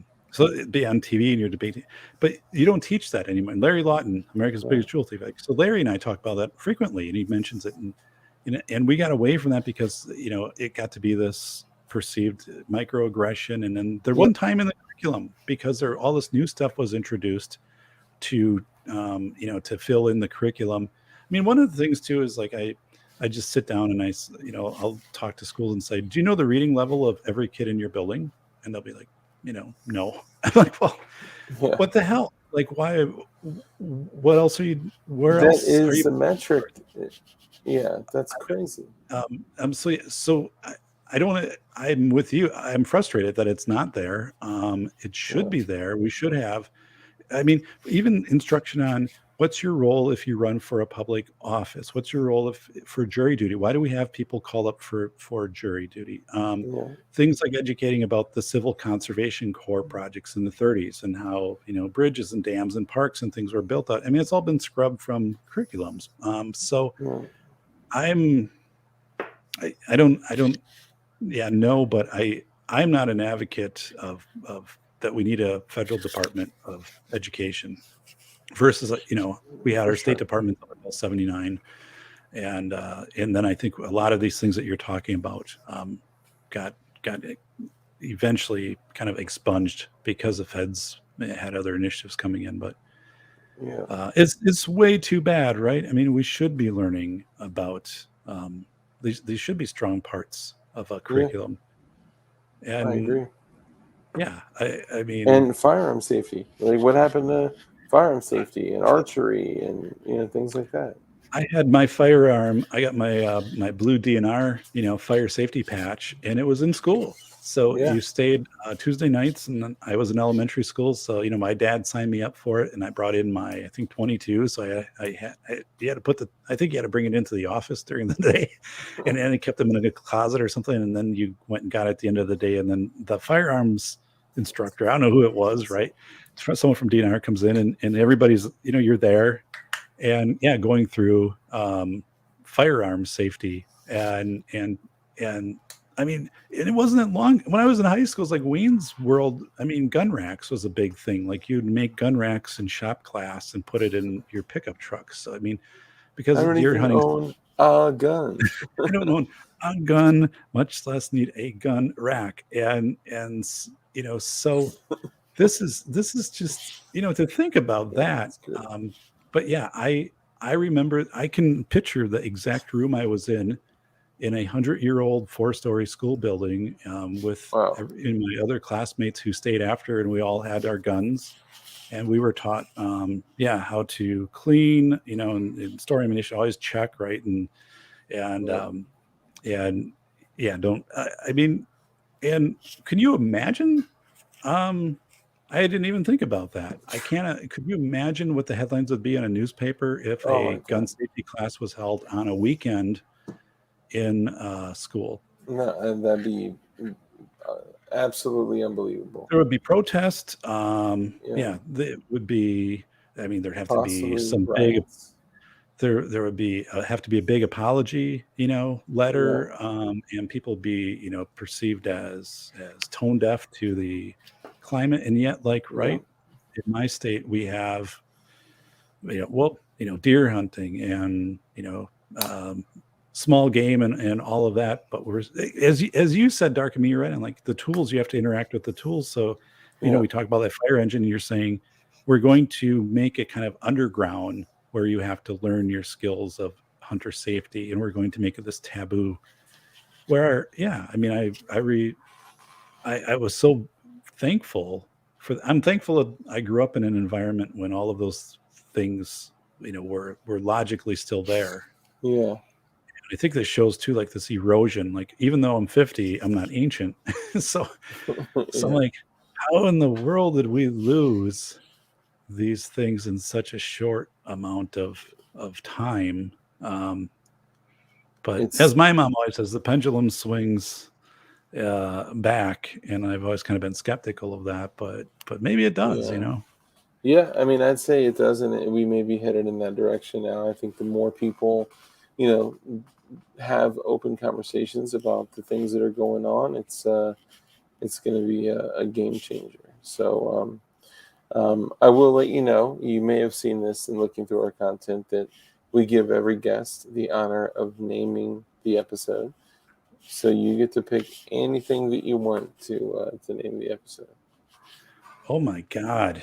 Like, this is something I should have prepared for. No, that's the best part. It's yeah, it's a Maybe game we can do changer. something like, sanity will once again rule the world.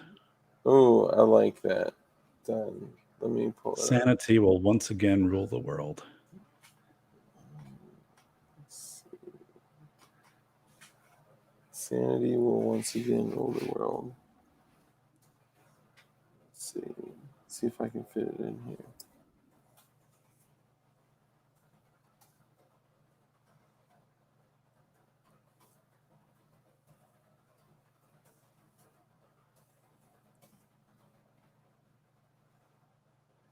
So I see Duffy saying, I took the hunter's education course across the high school in a church. And so, yeah. Nice. Sorry, I'm making a change because if I don't change it now, oh whoops, I meant to put So live.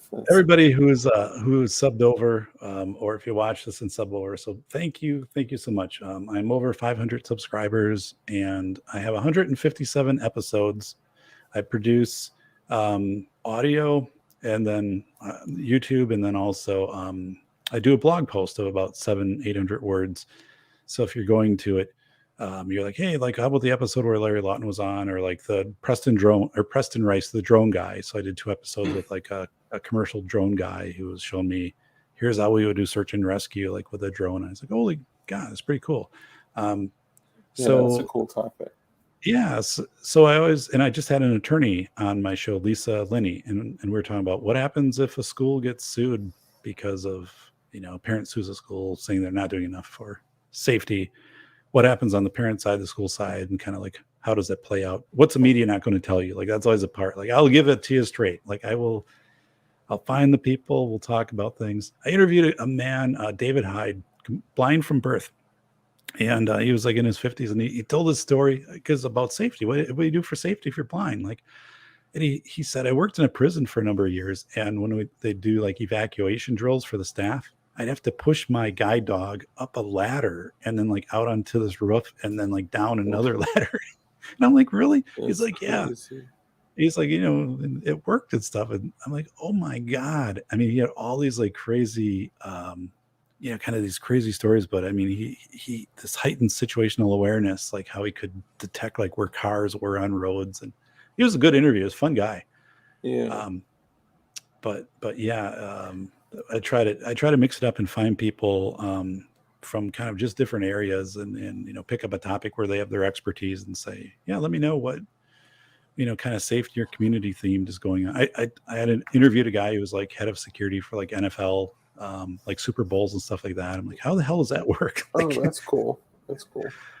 like what do you do? And then it was really weird too, because it's like, it wasn't as complicated as you think it is. I mean, it's super complicated, all these things, but there was like an app that they had, and it was like four things. It's like, um, medical event, people needs direction, person needs directions or whatever, or, um, rowdy fan or something else, or like four things. And then they kind of got it calculated in. But, um, so yeah, I got to learn a lot of really cool things from the people that I've had on my shows. So yeah, if anybody here, like too, if you're like, hey, like like I have some expertise in 3D printing, or I have some expertise in, ham radio. Like I've never interviewed a ham radio person. Oh Um, wow. just yeah, it's, you can go to my website, or it's just, it's the safetydoc@gmail.com. Send me, and if you're interested, send me an email and say, hey, like, um, yeah, I'd like to be considered for a show. Let's, give me a call. Let's talk. Yeah. Um, so thanks, That'd be DLD. awesome. After dark, yeah, I see in here, gave people sub. And so Alex, and I see Yeah. some Heck yeah. familiar names in here, which is great. Oh, yeah, it's always cool. The crossover is like a beautiful thing, and you're up to almost, you're up to 524 subscribers. Wow. So you're getting a little bit up there. As time goes on, it'll continue to, people will come back and they'll watch it, and we're only at like 150 views. Okay. Let me see. Yeah, 151 views. So we'll get a few hundred more views, post like after the live, and people will continue to come, and yeah, That's and I'll continue to encourage people to sub to your channel. I find a lot of value in that, and I appreciate it. Yeah, thanks, Rick Marshall. I saw you just subbed, and Bacon said a lot of people, because Bacon was a guest on my show, and we had a show called Pandemic Lingo, and it was 20 new terms, from contact wow, tracing to, flatten the curve and stuff like that. And it was interesting, because my background was speech language pathology, so like lexicons and stuff. And Bacon was tracking all of this, and he said, hey, like we could do a show on this. And we did this awesome show of saying, like, here's terms like you would have never thought of. And like when yeah, I tell you social distance, it's not only a word like you process, but you also know you're supposed to stay like 6 feet away. And so yeah. anyway, that was really cool. Like Bacon had this whole like kind of thing put together, and I'm like, That, yeah, like that's a great idea. thanks, I didn't catch that. thanks, buddy. So Dark, it's been an honor to be on your show, and I'm learning Oh so yeah, much. Bacon, maybe, and then the crossover, right? Matthew Hoover. When Matthew did a show where he had his whiteboard, and he was doing kind of, I think it was called Phases of Chaos or something. But I was watching a yeah. show, and I'm like, this guy's got it. I'm like, so I got all, Yeah. and I had no idea he lives 30 minutes from me, like, right? So, That's so uh, cool. And he's the type of dude that like you could just walk up in Coloma resale right now and just say hi. Have you met him in person? I haven't, and I need to. He's I so need to go up cool. there and meet him. And I said, I think you really found something here. Would you be on my show? And can I? And he's in Velocity of Information. I quote it, from that show and put it in there. So again, like Wow. you're having, you're having information from people, who are close to what's happening, in the work that I do. Like Yeah. I'm finding, the people who have that expertise in what is right in front of them. And so yeah, thank you so much, everybody. And I'm going to continue to be the be the voice and be the advocate and let people know, because sometimes when I bring things up, like, we talked about it, people don't even know about these bills that come out to try to, shut down discussion at school boards and things like that. So, or these memos. So I make people aware of that. And Yeah. so that is that is me, the safety doc up there in the book. And the 405 Media is just, it's a kind of a internet radio station that syndicates the podcast out. But yes, well, thank you, 530 Nice. subscribers, because Yeah, it's literally awesome. a week ago it was probably like at about 430. Oh, that's awesome, man. That's huge, and you will get some more. I encourage everyone, please make sure you go subscribe to his channel, click the notification bell, click all notifications, and we'll continue doing stuff in the future. And yeah, it was awesome to have you here. Thank you for coming up with a name for the stream. Not everyone can do it like that, so thank you. And we've managed to keep kind of 35 to 55 people in here almost the whole time. So Awesome. it's awesome. So thank you, man. I appreciate it. Guys, as you know, every time I end a stream, I usually end it the same way. I start by saying things. This is where all of you start to drop off because you know my spiel, but I'll give it again. I'll say, as I always do, be kind. That's rule number one. Just as you go through and you live your life, be kind to one another. That is the most important advice that I could ever give if I were to ever give advice. It'd be to be kind. It's free and it has the biggest impact that you could ever imagine. Two is make sure we live a life of care, compassion, and contribution. Contribute to others, give back to people in your community. Remember that a hand that's open to give is open to receive. And when we bless others, we receive blessings in return. And just remember that good people skilled in violence are the only thing that stops bad people and it stops evil. And just make sure that you guys continue to be the most dangerous motherfuckers that you possibly could ever be. That's your responsibility. So thank you all for tuning in. I appreciate all you guys. Take care. Bye. All right, thank you.